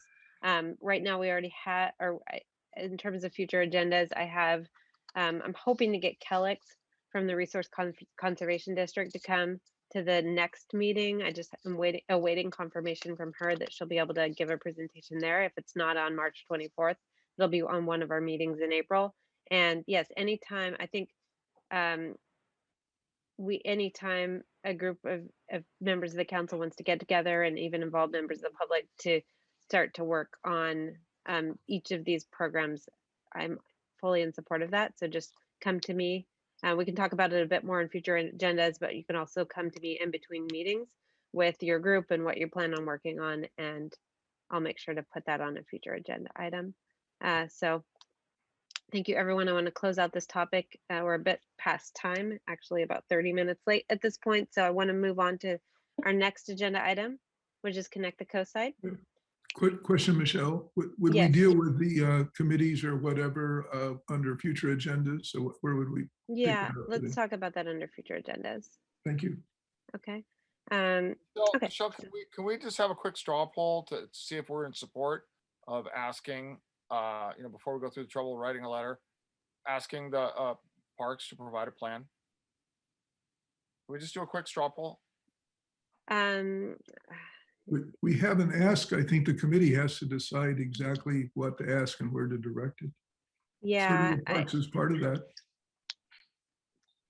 yeah, Dan, let's hold off on that. I want to move on. So our next agenda item is Connect the Coast Side. We've had this on a lot of agendas for this year so far. And last time we had a meeting. We had members of the planning department come and present the final administrative draft of Connect the Coast Side. Comments are due. I've let them know that we commit to giving comments back by the end of March. And I've heard from them that they really would like a letter from the MCC, either in support of the plan or in support of the plan with stipulations or conditions or comments that we want to make on that. And so that's why I have that back on the agenda this time. I'm going to have Len and Dan go through a list of items that they propose we include. I'm sorry, Dave, Len and Dave. Present a list of items that we'd like to discuss and potentially put in a letter that we'll talk about at the March 24th meeting. So I'm going to go ahead and hand it over to Len, who can go through that list and share his screen. Okay, thank you. Let me share my screen.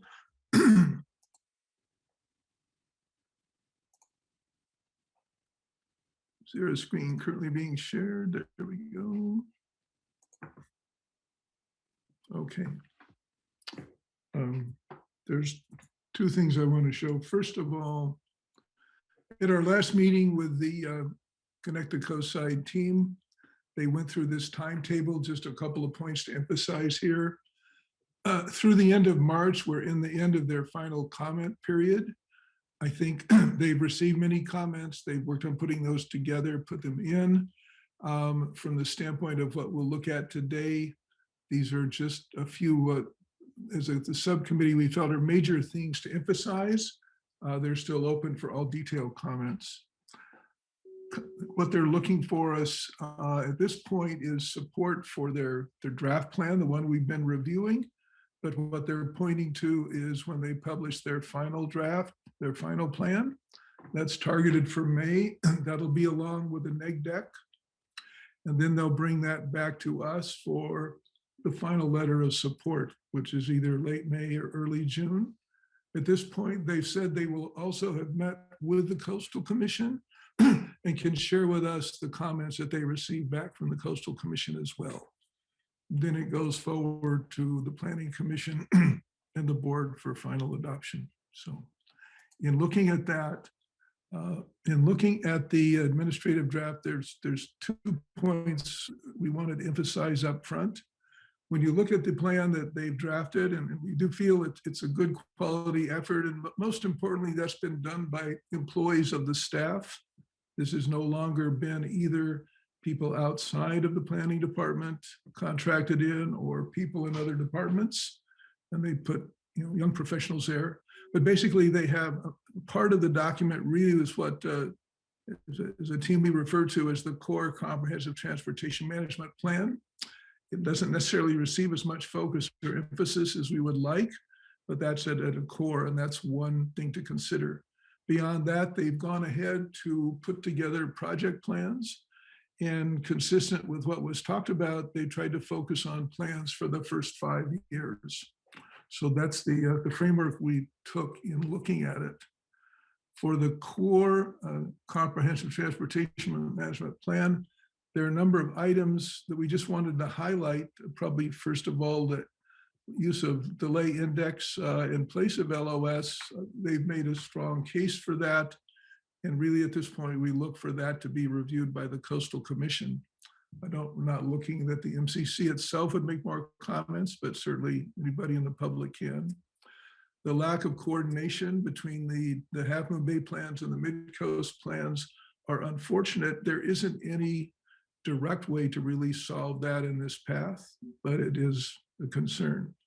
There's also a lack of data, both current data or any ongoing data monitoring to give us visibility. And we're looking for them to put in a plan that would take all the action as they can to reduce the buildable lot count, as well as be more specific about the mitigation fee funds. So a particular ask then that we put in is to get an annual update report from the county back to us, both on the CTP&P elements, as well as the project plans. And when I refer to the project plans, this is just a quick look at the list that we have posted on the website with more detail, but these listed here are the plans by community that they're trying to implement in the first 5 years. There's a number of them by name. It's a relatively small amount, but in contrast to 10 years ago, when we put together a priority list from the MCC, at least we believe it's supposed to be driven and responsibility for this county department working with other county groups and teams. So that's why we want to see the report back to us. We'd also like them to come up with some status measures that reflect things we're concerned about and think that's doable, as well as a standard review of each of those project elements, where they at with respect to their plan. So that's, then we have a few particular points to share. First of all, this regards safe crossings of Highway 1, not done by the county, but Caltrans is moving forward to put in signals, user-activated flashing signals, the RRFBs at Virginia Avenue. They've informed us that they're still on task to do that.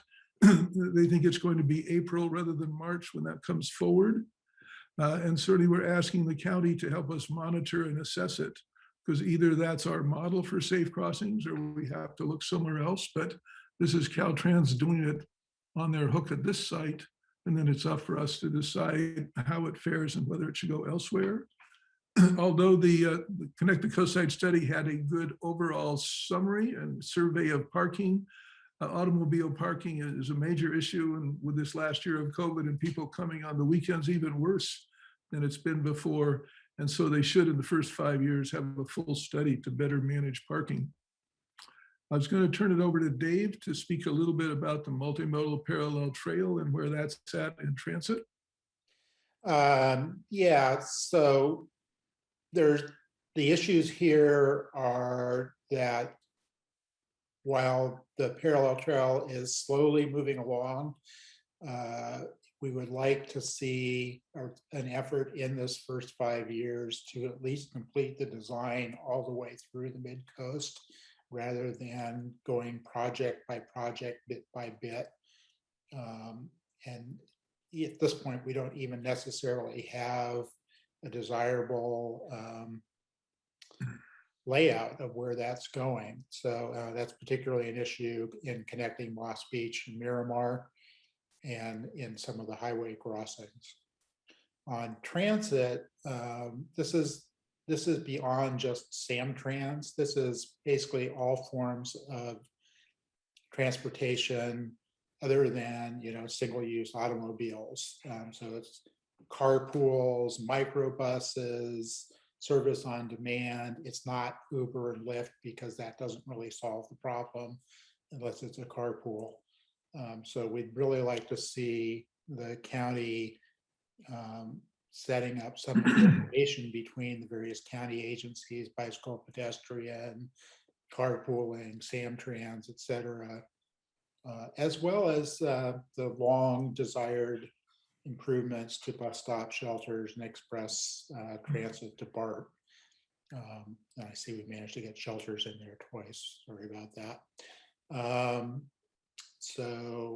That's, in my mind, that is the way to help solve the traffic problems other than somehow limiting development. Finally, on the last item here, before I do, one of the things pointing to the parallel trail is we've heard from Lena's updates. The county, really driven by the supervisor's staff, has been pushing hard to get the first segment of the parallel trail from Miramar up to Coronado and El Granada complete this year. With that complete, there'll be an opportunity to see whether it's really providing the service we hope it does in terms of use. I think it's been designed a little bit better than the sections that are in El Granada. In Half Moon Bay, which is clearly underused. The coastal trail itself has some mention, but really all the way through the Midcoast, besides being useful for visitors, it's also useful for Midcoast residents just for basic transportation, as we saw when the bridge failed and had to be replaced. So we'd like stronger emphasis there. So basically in these things with respect to the letter we're looking to bring forward next week is just to identify these and have these made stronger with respect to what's in the current draft of the plan.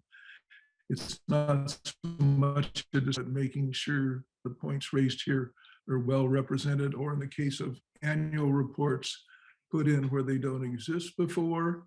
And although they acknowledge that there's no specific transit plans that would affect things in the first 5 years in a recognizable way, what Dave was saying was really to not stop there, to continue the push. So what we're bringing to the council is our thoughts on what in a letter we bring to the council next week. This isn't a final approval of it. It's basically looking at the draft to date, recognizing that I think they have put a very good effort in and additional things we'd like to see referenced within the plan. And it's later in May that they'll come back for a final comment or a supportive letter from us. At that point, I'll turn it back to you, Michelle, to see if there are any questions or comments. Okay, thank you very much. First, we'll go to other members of the council for clarifying questions. If you have a clarifying question on the council, please raise your hand or go ahead and speak.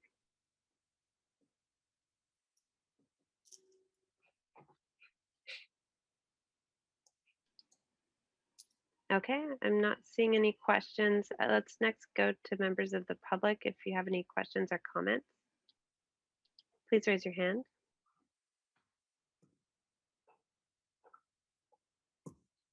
Okay, good. And not seeing anything there either. So lastly, we'll go around. Oh, we do have one. It looks like Catherine Slater Carter has a comment or question. Go ahead, Catherine, you have 3 minutes. I will make it much quicker than that. One of the concerns that Montero Water and Sanitary has, and I think every single ratepayer on the coast needs to have, is what these construction projects will do to the utilities that you don't see, the sewer pipes and water pipes that are underground. Typically, what the county does and Caltrans does is it's up to the utility agency, the special district, to fix these pipes. That cost is borne by the folks who are ratepayers. Montero just spent well over $1 million and 5 years working to get and repair pipes that were under Highway 1. It took us years to be able to work with Caltrans, and then it took us $1 million. Now, figure that that's paid by about 1,500 houses over time. It is expensive. So I would request that Midcoast Council put in the letter on this Connect the Coast side that the county provide funds to make sure that the water and sewer and other utility services are not damaged by what's going on, and that we are given lots of notice that construction and projects are going to be happening so that we can work together on this. but it needs to be a condition that's in writing somewhere. We were assured by the county that, oh no, we'll take care of that, but we haven't seen it. Montara Water and Sanitary has not seen it in writing. Thanks, Catherine. Just two comments back on that. In terms of the first 5 years, the crosswalks, and there's also some edge and surfacing going on, should pose no problem district's property. The construction of major intersection improvements have a large process called an intersection control evaluation. And that's a process with both a public component. And so I think there's a good opportunity for NWSD to put, as the other districts, to put forward their concerns there. But I think what you're saying is an actual provision is, I guess, insurance policy from the county that they'll cover expenses if they're not identified. Just as with the parallel trail itself, it'll be crossing some sensitive areas as well. Thanks. Exactly. And I think once it's in writing, it's easier to keep it in writing from this when you start.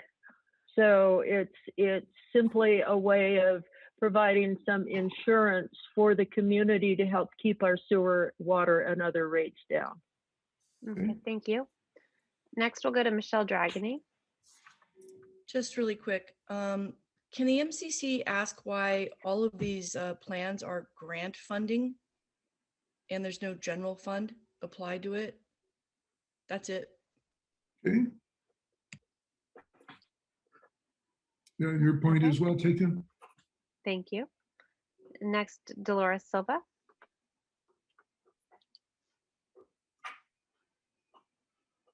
Oh, yes. Again, we come back to a similar question as Michelle just asked. I mean, I'd like to know how realistic these are, given that the cost is so high.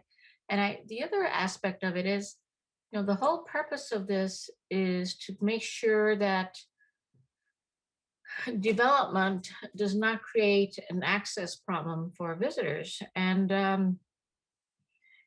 the question that I have in my mind is really like, what has to happen before development can proceed? I mean, are there certain things that have to get done before a particular project is given a permit?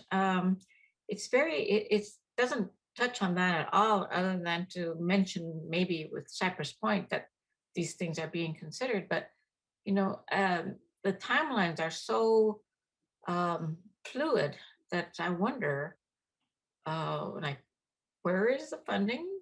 What has to get done before a project gets approved? And what really, I mean, does this plan accomplish the purpose that it was intended for, which is to keep the coast accessible? I mean, right now, delays are tremendous. So I guess overall, I'm not sure what CTC will accomplish, except possibly some safety. Thank you. Okay. Okay, thank you, Dolores. Next, let's go to Sid Young. Hi, just kind of piggybacking on what Dolores says, it does seem like almost every project, no matter what it is, Caltrans or Mid-Penn or Quarry Park, always takes what seems to be a considerable length of time. But I know on Friday, the Coastal Commission is going to be hearing Cypress Point, at least for the downzoning. That's the first step. And, you know, this tree ordinance has been forever in stall mode, because I was on the Sam Carr Coastside Legislative Committee when we first talked to, I mean, I think that supervisor retired, but we were trying to get them to change the Midcoast tree ordinance. They still haven't done it. So I guess maybe if they just have to keep hearing from little gnats kicking at them. I do know that Montara Water and Sanitary District put a lot of effort into fixing up the sewer right there. I think it's at 16th Street and Carlos. And now the most recent Connect the Coast side said they want to move the Carlos Street thing down to where that sewer infrastructure is, instead of having the entrance at 14th and Carlos. They want to make the mid-pen thing 16th and Carlos. So that's another issue. You know, they're making it easier for them, but it's probably going to put burden on our sewer and sanitary districts. It's in the street there. Also, I just want to say, as far as the Connect the Coast side, I sure hope they don't put in any stoplights. I don't know anybody on the Midcoast that's in favor of stoplights. Half Moon Bay seems to love them. And I just realized that it always causes more delay when you have to stop, when you could just go through a roundabout and keep on going. That's it. Thanks. Okay, thank you, Sid. Does any, are there any other members of the public who would like to speak? Okay, I'm not seeing anyone else, so public comment is now closed. Next, we're going to go around to members of the council. We'll start first with members who did not work on this. So I'll go first to Dan.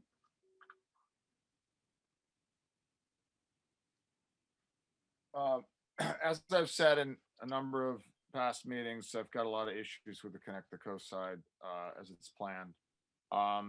First, I don't think I agree with Dolores and Sid. I don't think it's accurately tailored to its intention from LCP 2.53.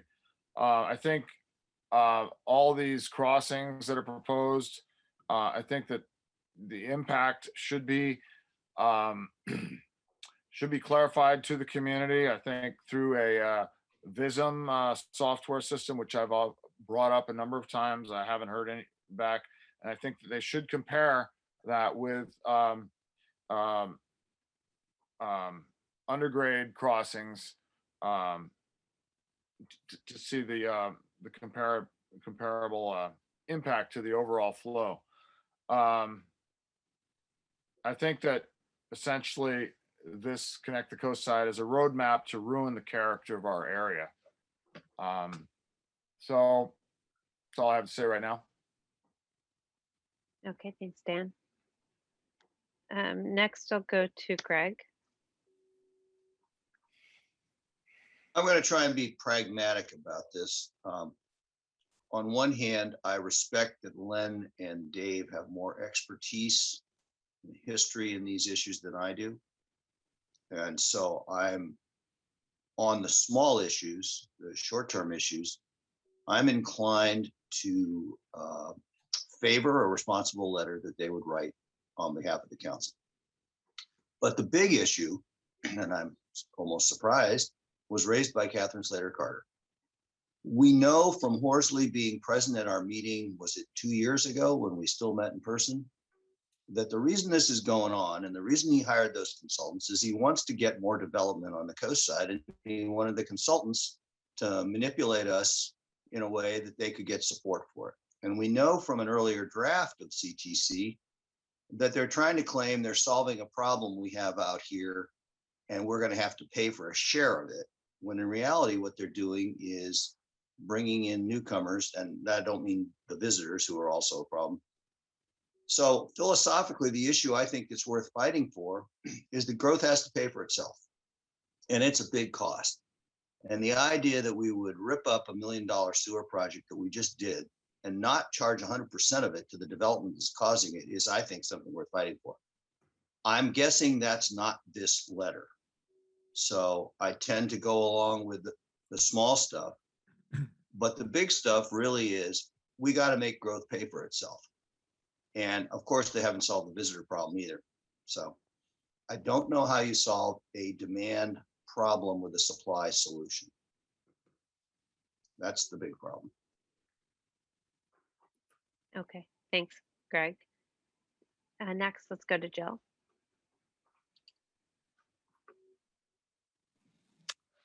So I don't have a lot of experience with Connect the Coast side. I'm trying to play catch up, and it's a huge document, and people I've talked to in El Granada and Montera try and educate me and bring me up to speed, but it's really overwhelming.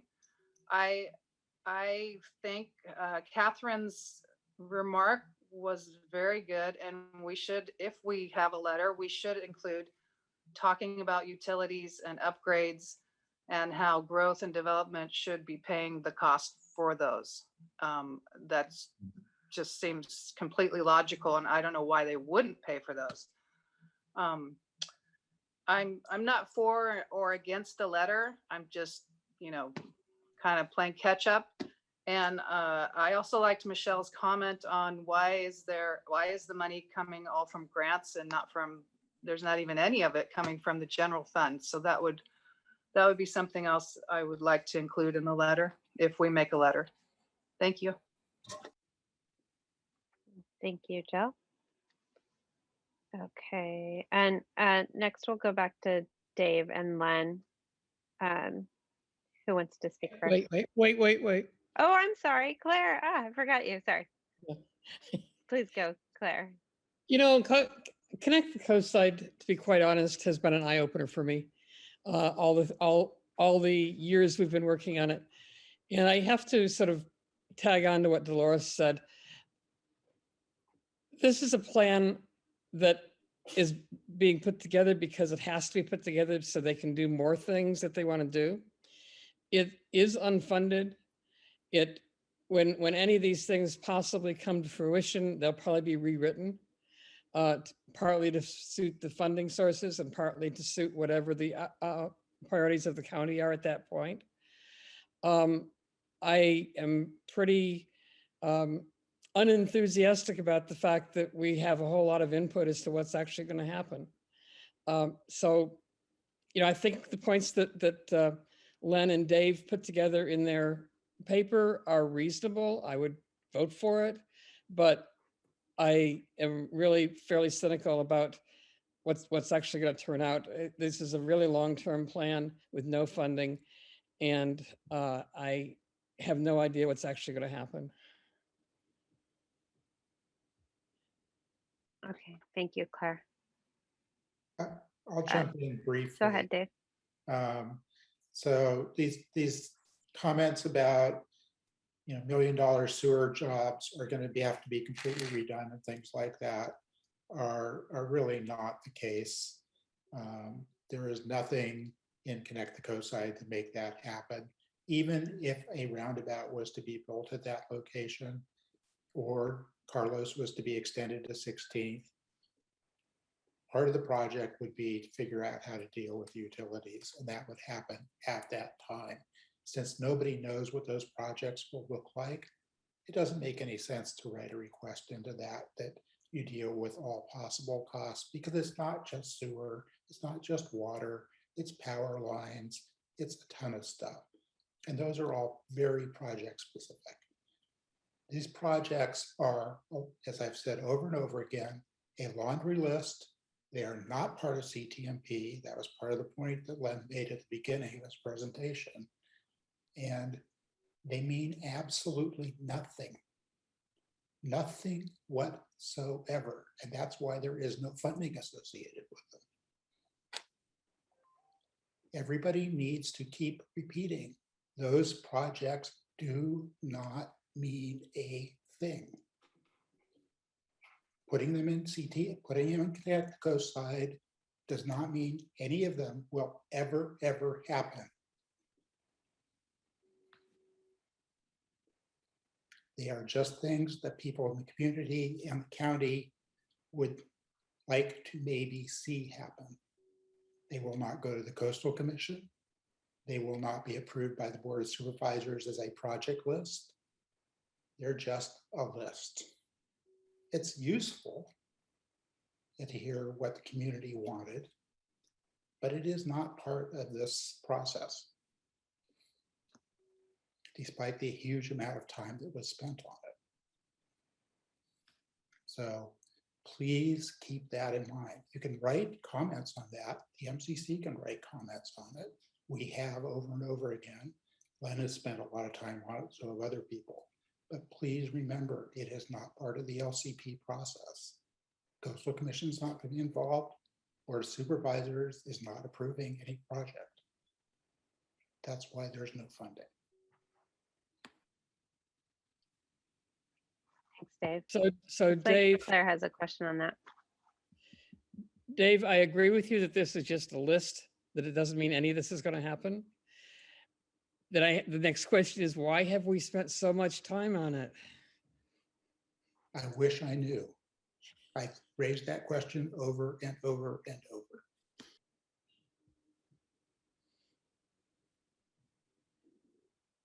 Okay, now seems an appropriate time to go to Len.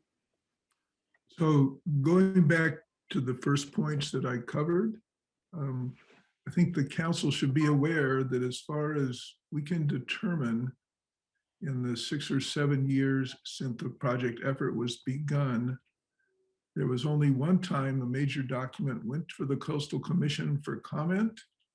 They provided some comments back that mostly dealt with what we call the core CTMP efforts.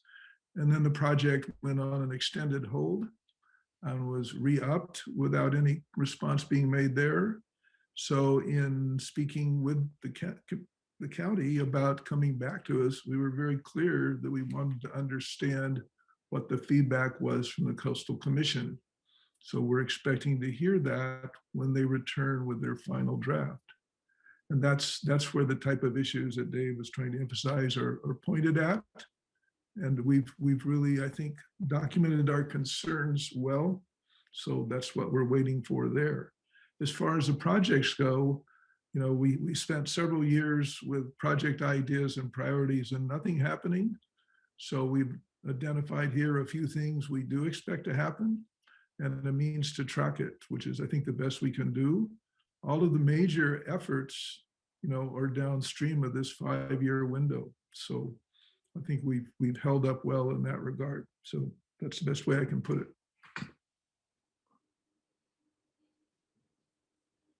Okay, thank you, Len. So I want to try to get us to resolution here. It sounds like there is a interest in putting these things in a letter and putting that together for the next meeting. I see Greg has one has his hand raised, so we can go back for another comment from Greg. I just wanted to comment that, and I bet Len has done this too. I've interviewed Joe Leclerc at length over the last several months, and he's quite clear that this document will provide a roadmap that allows the county to raise money. He thinks this is a vehicle to funding. And so I don't want that to go unsaid. You guys have been here longer than I have, but he's quite clear on how having a unified vision will allow him to go get grants, or the county, because he's retiring. Thanks, Greg. Jill, you have your hand raised. Go ahead. I also talked to Joe, and he also told me exactly what Greg just said, that this is a roadmap to funding, and they will be following up on these. So I think they do matter, and I would like to see something in the letter about utility upgrades. Utility, that covers everything, you know, it's just utility. We don't have to specify water, you know, PG&E lines, just utility upgrades. Something should be in there. Thank you. Thank you, Jill. So I think it's appropriate to take a quick, well, Len, do you want us to take a, since you and Dave are primarily going to be working on this letter going forward, do we want to take a quick straw poll on whether we want to add any, whether people are interested in these additions that have been proposed? Well, I made notes on stars where I thought they were bringing up points not necessarily there or identified. So Okay. we would work to put those in the letter. They'll be structured sort of in a paragraph form, so items can be either accepted or not on that basis. So but I think 3 of these points are well taken, and we'll cover that as well. Okay. But to what Dave said, I mean, really, we have not had permanent staff in planning trying to work on this professionally. I mean, Joe is a senior manager and does a good job there. So we have those pieces in place. And even as it is, we're talking about within the next year or so, there's 2 bridges to be put in. There's a trail and there's at least 1 crossing. So that's just taking a small sample and working with that should be good enough to see whether we're on a road to actual accomplishment, whether we can control it. Okay, great. Thank you for that. So with that, I think it's time to close this item. So going forward, the group, the ad hoc subcommittee of Len, Dave, and then myself will review the comments and bring forward a letter for the March 24th meeting on this. Okay, thank you very much. Next, we'll go on to item 3C, which is the meeting minutes. So this is, normally we have our meeting minutes on the consent calendar, but they were on the consent calendar and pulled from the consent calendar at the last meeting due to some concerns about the changes that have been implemented by Lynn with support from Jill. So I wanted to put that on this meeting so that we could have a more thorough discussion on the format of the minutes and come to consensus on, whether we like the changes, whether there's some changes that we do want to revert back to, or others that we want to keep. And then if we do decide that we want to keep all the changes the way they are, we could move to approve the minutes on this list. However, I don't believe we have the February 24th minutes, so we wouldn't have to pull those. Well, so let me actually go back there. Yeah, I was going to hand it over to you. Thanks. I think the first thing I want you to do is if you could make a quick, just a quick overview of the process that you've come to this point on the minutes and the changes that you have implemented. Sure. Well, so I'll bring up 3 points. First of all, in working with the minutes, I was very interested in understanding what we could get out of the recordings maintained as well as the transcripts to see whether they had a useful function in amplifying some pieces of the meetings and their discussions. There's useful technology there, and Jill and I spent some time trying to bring that to the front. I also thought that referencing some particular parts of the meeting and where they would be found in the videos was a helpful link to have. But in doing that, I really did not have adequate time to finish out the minutes. And even coming to this meeting where, to review those was a point, I've not been able to complete that. I've worked on such commendable efforts as the Medio Bridge, the Connect the Coast side, as well as a newsletter. And so really, and I've also recognized that people from the minutes format really value the short summary comments of not so much what the speaker said, that's in their slides, but the comments and the discussion from the public. It needs to be sort of really upgraded. And most of the time with summary comments, there may be some cases where the full dialogue is helpful, but mostly to put that in. So I've not been able to have them ready at this point. You don't see me volunteering to work on any letter on fire dangers, even though I think it's severe. So there'll be nothing in my path to prevent doing a better job of bringing that forward. So my near-term goal is coming into Monday to have both this meeting's minutes, this is with support of Jill, this meeting's minutes and the ones on the 24th complete in a format that I think is useful for investigation and then try to backfill. So beyond that, I don't have the materials needed to further support it, but that's my goal, as well as an apology for the delay is what's been there to date. Thank you for that context, Len. I do want to come to consensus as a council before you go and work on them again on the changes that we would like to see. So as you said, I believe there was a consensus at our discussion last time as to not wanting to see full transcripts of the minutes and to making them more concise. I know that other members of the council had concerns, and I want to give everyone a chance to, to state their concerns with the current format of the minutes at this meeting, so that you have a more clear path of what to go and do. And we're not going through multiple iterations, because as of now, we have every single regular meeting minutes from this year still unapproved. So I will just, rather than go around, if any members of the council want to make a comment on this, please go ahead and raise your hand. Claire, we'll go to you first. Len, as the previous secretary, my heart bleeds for you. It was horrible when I was doing it, because I had to spend so much time. It was like having to go through the meeting all over again. And I don't know how you stand it. You've made these things so long. You must spend hours and hours and hours on it. And what I'm thinking is that you've got a lot of knowledge and a lot of connections and stuff that I think we could probably use you better. If you're saying you had to skip doing all these other things that you really wanted to do, would it make any sense for us as a group to free you to do that? Well, the goal I've had in talking with Jill is to transition her into that role, as a matter of fact. And the investigation and the longer transcript sort of slowed that up much more than it should have, but I'm hopeful that we'll go in that direction. I'd like to have you have a little less burden. Well, that's the goal. Okay. Okay, thank you for that, Claire. Next, let's go to Dave. So I've been secretary before, and I've helped secretaries do minutes, and I know the struggle to write them.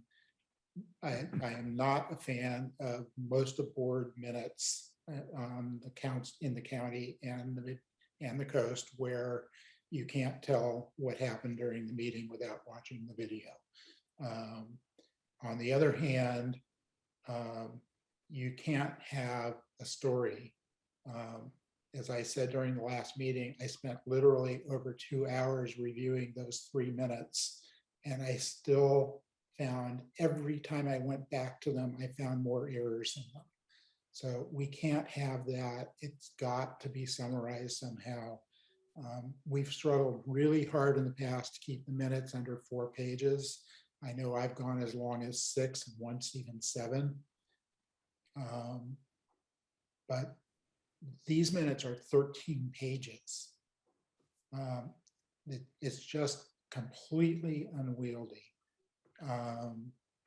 I'm a fan of, if somebody wants to annotate the video on where the various things happen, that's great. YouTube has all kinds of tools for that. I generally, when I did the minutes, tried to put actual times on the agenda items. That doesn't help a lot when we have 2 hours of comment. So I'm not opposed at all when we have 2 hours of comment to add some more timestamps in the minutes. But when we've had 2 hours of comment, it's really, really rare that those 2 hours are all saying something new and original. It's really, really important to summarize. Otherwise, the minutes are not useful. And if the minutes are not correct, we're cheating ourselves, we're cheating the community. And in some sense, we're in legal trouble. Not that anybody's ever likely to come after us, but we are actually exposing ourselves. So using these automated transcriptions is fine for helping trying to figure out what's happening in the minutes, or using the YouTube automated transcriptioning, which I've also done. But it's got to be briefer than this. I'm not at all a fan of separating discussion and agenda items and actions. I'm not even sure that's legally valid. We should ask county council before we pursue that approach. If county council says it's okay, then it becomes a matter of opinion. That's my opinion is I can't stand it. I don't like it. But if it's opinion, that's opinion. That's all I've got. Thank you, Dave. Could you repeat that last one? Were you talking about, I'm not sure.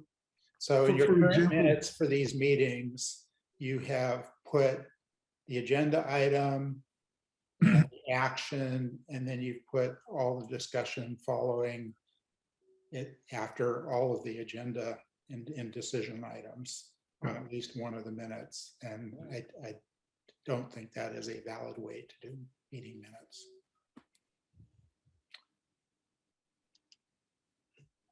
Okay, thank you. And next, let's go to Greg Diegas. The legality issue, I am not an expert on. So I have to defer to those of you who know what is required. I don't have a problem, as Dave does, with the separation of discussion from a summary of the results. Second to the legality of the matter, my primary concern is that we don't have staff and we have to have an efficient way of doing this. And so I turn to Len and others who can contribute, like Jill, to tell us what you can do efficiently. The minutes I see, they're great as far as I'm concerned. Wow. You know, I've never seen anything that big in my life. But if you don't want it to be that big and you have an efficient way of summarizing it, I'd agree with Dave on summarizing it. If the way you're doing it is the most efficient way, then I guess I'd vote for that. But I really want to see less time spent on minutes when we have a historical record on video and more time spent on analyzing and recommending policy issues. Thank you, Greg. Next is Dan. So when I looked into this about 9 years ago, you know, I advocated for only itemizing the motions, and then you know, the whatever actions were approved, and the you know, the according the voting according to each action. I do agree it's somewhat helpful to have a little bit of you know, extra information there to kind of help someone kind of go through the meeting, reading the minutes. But it is at a cost, obviously. And now we went full circle. I mean, we've had some great people early on that had no problem with it. And for some people, it will struggle. And it takes, I'm concerned that it takes time away from the council and other important items, issues that we need to do. So, you know, I think that we might be the only council that goes to this extent. Again, when I looked at it 9 years ago, most councils just list as far as I know, just list the, you know, the voted on actions. So I'm a little bit in the middle here. I agree that that it should be shortened, summarized as best as possible. You know, we all should be reading, you know, before we vote. And so, you know, the longer it is, the more work it is for everybody. So those are the comments I have. Thank you. Just want to make a comment on this point there, that in contrast to the other agencies that we just referred to, either implicitly or called out, all of those are involved in managing large budgets, major decisions of that type. And it's essential that those be well documented and precise. Really, as an advisory council, our substance is in effect what we had put forward as advice. And we take that from our own council, discussions of the council itself, and all the community members who come. And in fact, I've been struck that during the COVID era with Zoom, we've had much more opportunity for the community to comment and participate. And really, that's a good thing. And really, that is our substance, as opposed to the decisions that would go along with fiscal decisions, which we advise on, but relatively briefly in a sense. So, you know, that's a thing I take seriously that way. And if you really want to know what happened, understanding what the discussions were, I think is an important element. So just point there. Okay, can I comment on what Len just said? Yeah, go for it. Yeah, I agree with what you said, that a lot of the value of what we do is derived from the points of view that are presented rather than our final action. When I first learned to, I've been secretary twice. The first time, Lisa really did a lot of the work. And from her, I learned to make it a little bit longer rather than a little bit shorter. At first, I was into just kind of, okay, what did we decide kind of thing. But she always said that it was important to make sure that we had some acknowledgement of everybody that contributed, especially members of the community, so that there was some reflection of people's thought. So that part I think is important. But she also said you want to make it so that people will read it, and that the content is really clear and you don't have to go back and struggle with what exactly happened. So those are the principles that I sort of took to heart. And I think that the length and the detail loses those key parts. Also making it too short loses it. So it's a fine line. It's a skill that I think takes a year to learn. And that's unfortunate because then your time is over. I don't know if Jill is interested in doing this or helping in any big way. I guess she's been helping already a little bit. What do you think, Jill? Yeah, Jill, let's go to you since you have your hand raised. Why don't you make a comment on that? Thanks, Claire. So I love all your comments, Claire, and I love hearing about what Lisa said, and that's really important.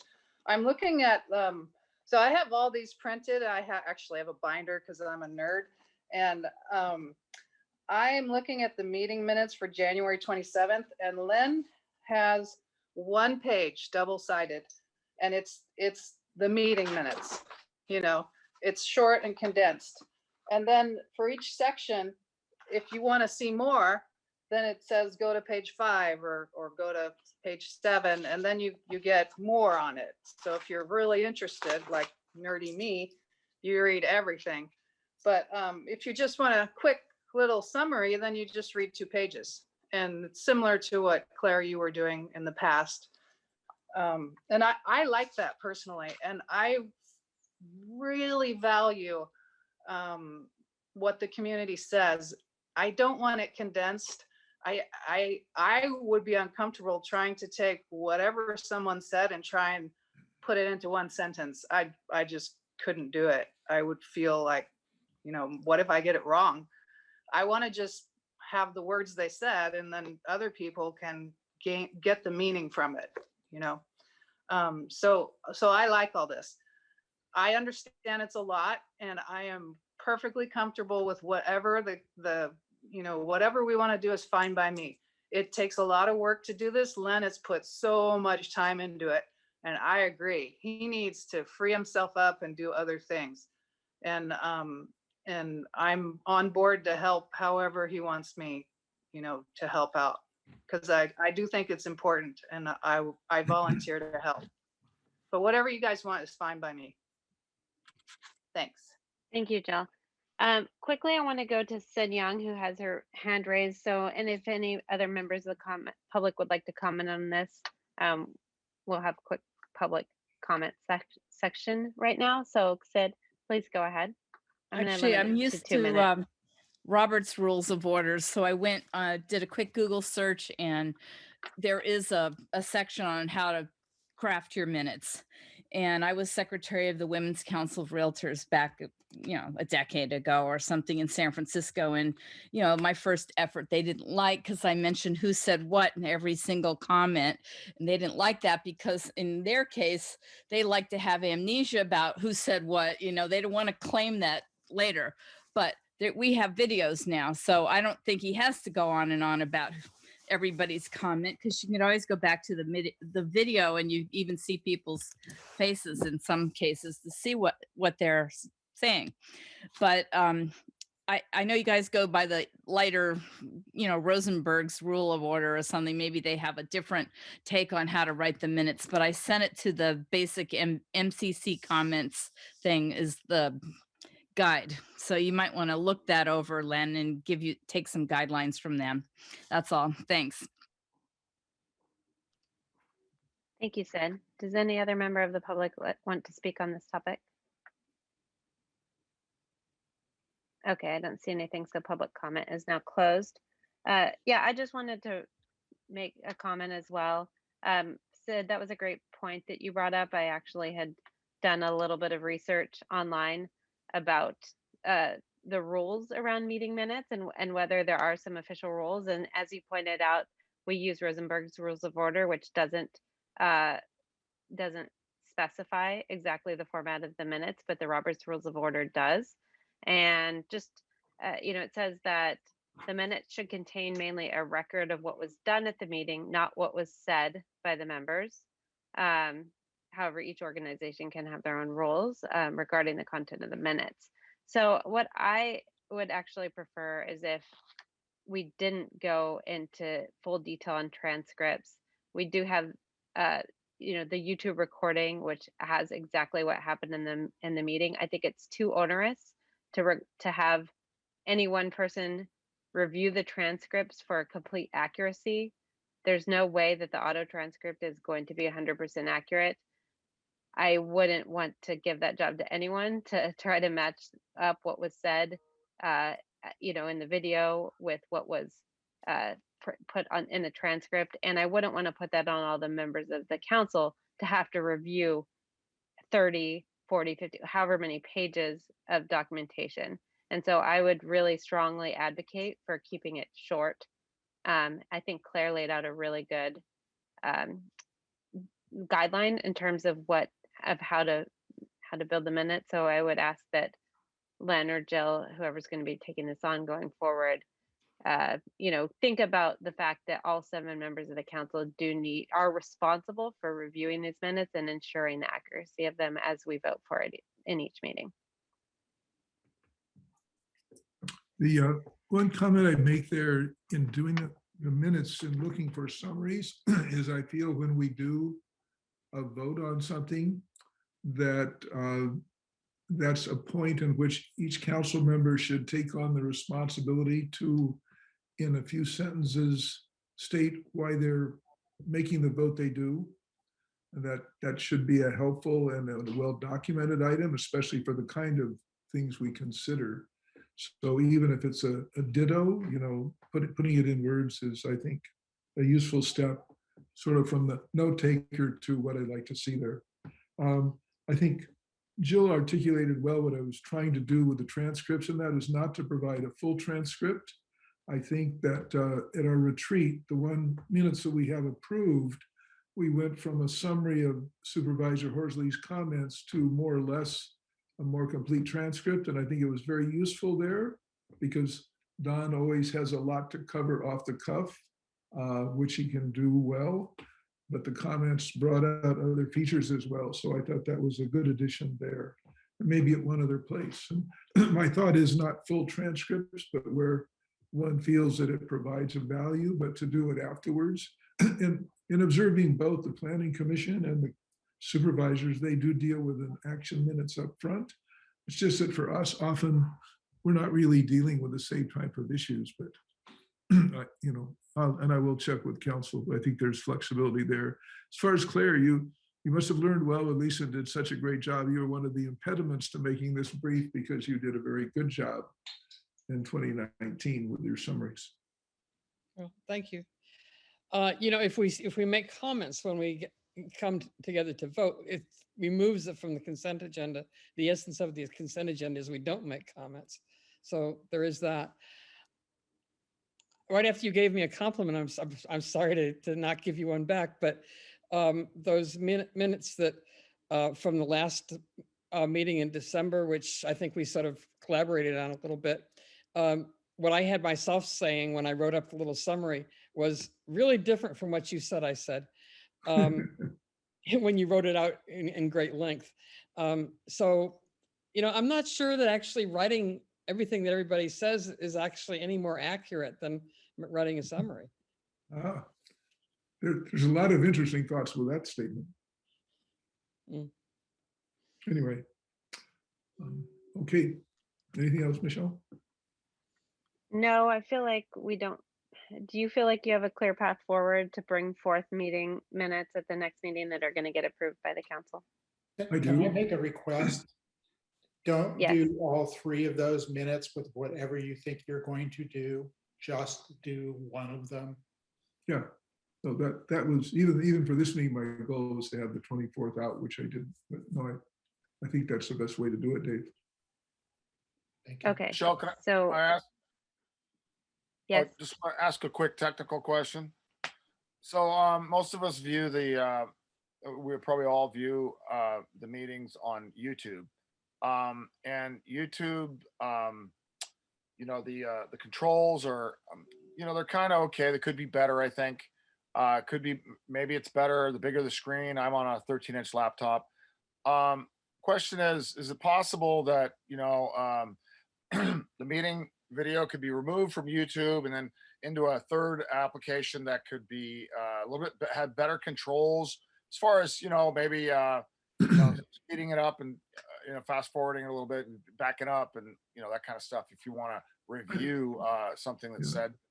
Well, I think I think that's probably hard to do because we're getting that through both the Zoom. Well, now we get the Zoom video and then over to YouTube. But really, it's very easy to put in direct references, at least to major section areas, which I think is the most helpful way to do it. So that's not really any time at all. I was quite pleased with how easy it is to do that in the YouTube video and then put it into the minutes. So that's very easy to do. But also say that YouTube does give you the ability to speed it up. And it is fairly easy to fast forward. I agree that on a 4-hour video, finding the right spot can be very difficult. There are third-party tools that work with YouTube to make that easier. The other thing YouTube gives us is archiving. I cannot think of another tool that would give us that. So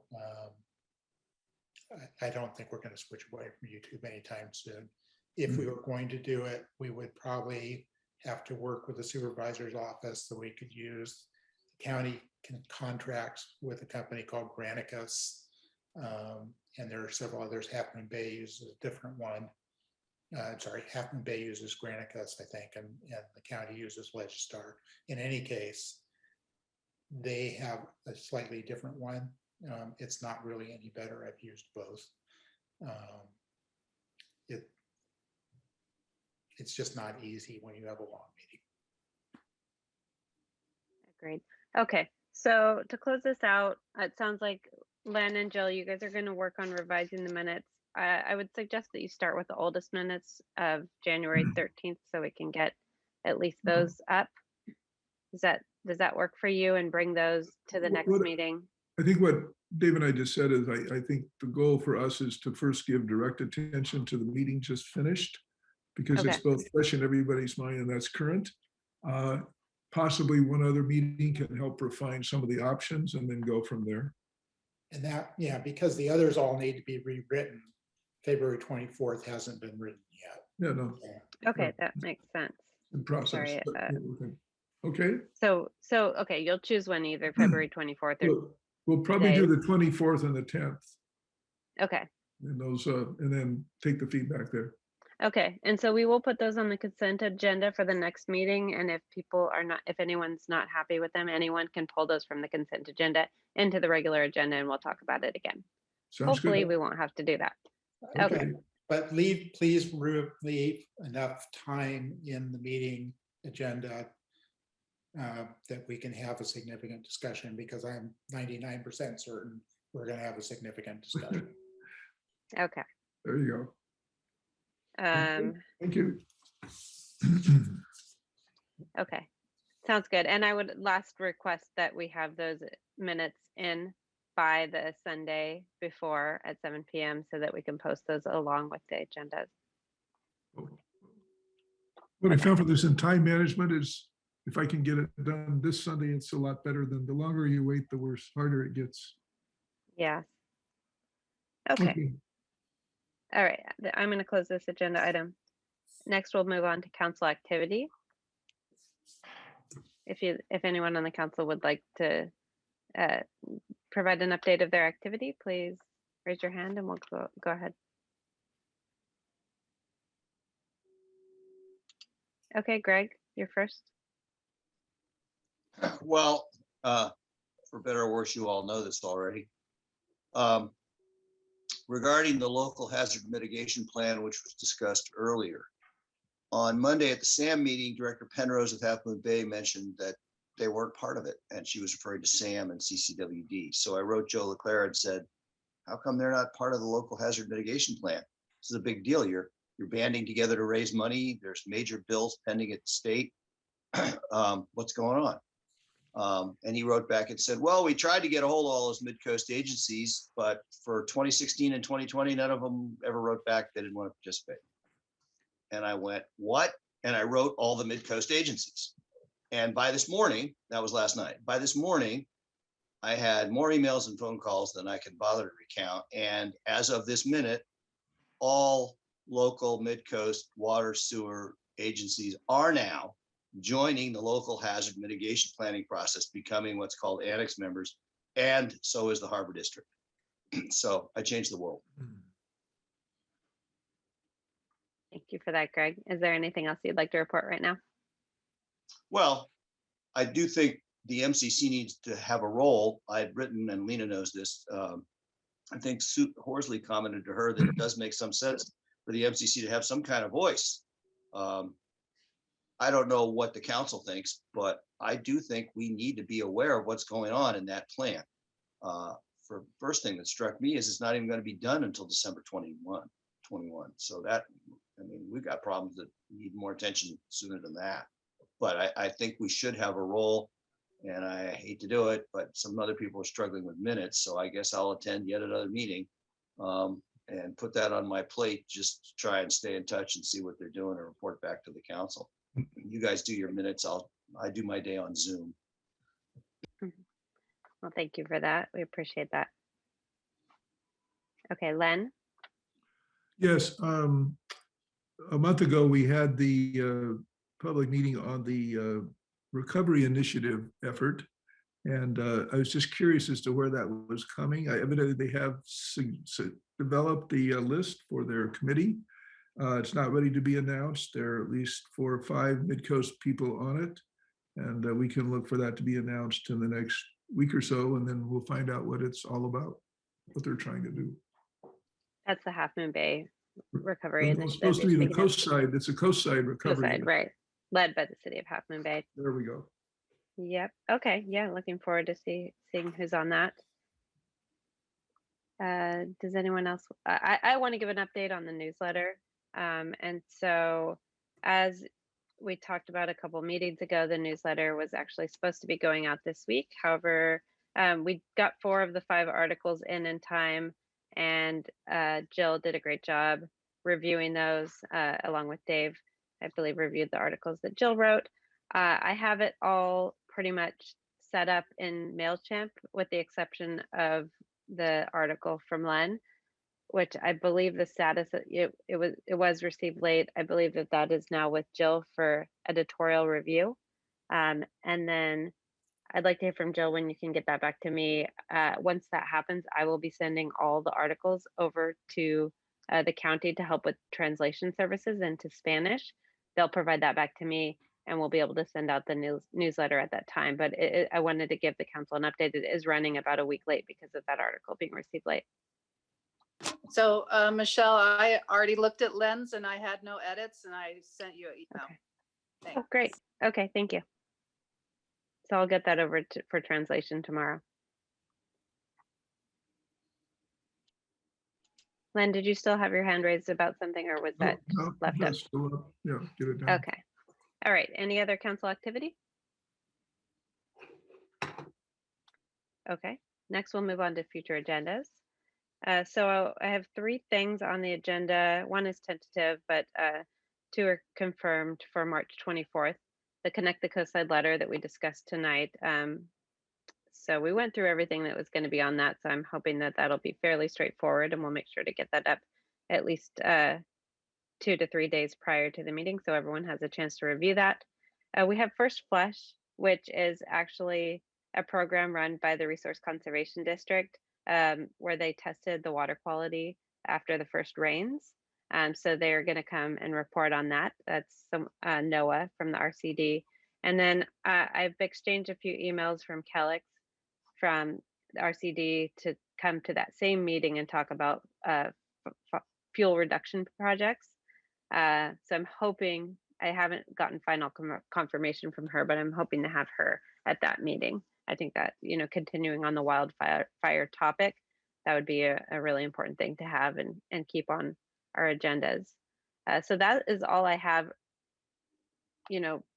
laid out for that agenda. That's a pretty full agenda for March 24th. I know we have other things that people would like to bring forward. So please go ahead and state that at this time, or you can always email me. Greg, go ahead. Well, I would like to, somebody just typed this into the chat. I'd like to have an update on what's going on in the fuel reduction ordinance, what's going on in the chipper program. Those should be pretty quick. And what I'd like to hear from Kellex is, okay, Kellex, we got this big project we want to start. Now tell us again about how we can raise the money and what we can do to get it done. And I hope that's her thrust. But launching Quarry Park, reaching, what do you want to call it? Takeoff velocity. What's it take? We're not going to get the money. We can ask her how we can help her get the money. Right, exactly. Michelle? Yes. Yeah. I think last time Nicholas was on, he said that he would be happy to come and report on, his ideas on Quarry Park. So I think that that's something that we should move forward on and invite him back, give us a report. We can ask him more questions. Okay.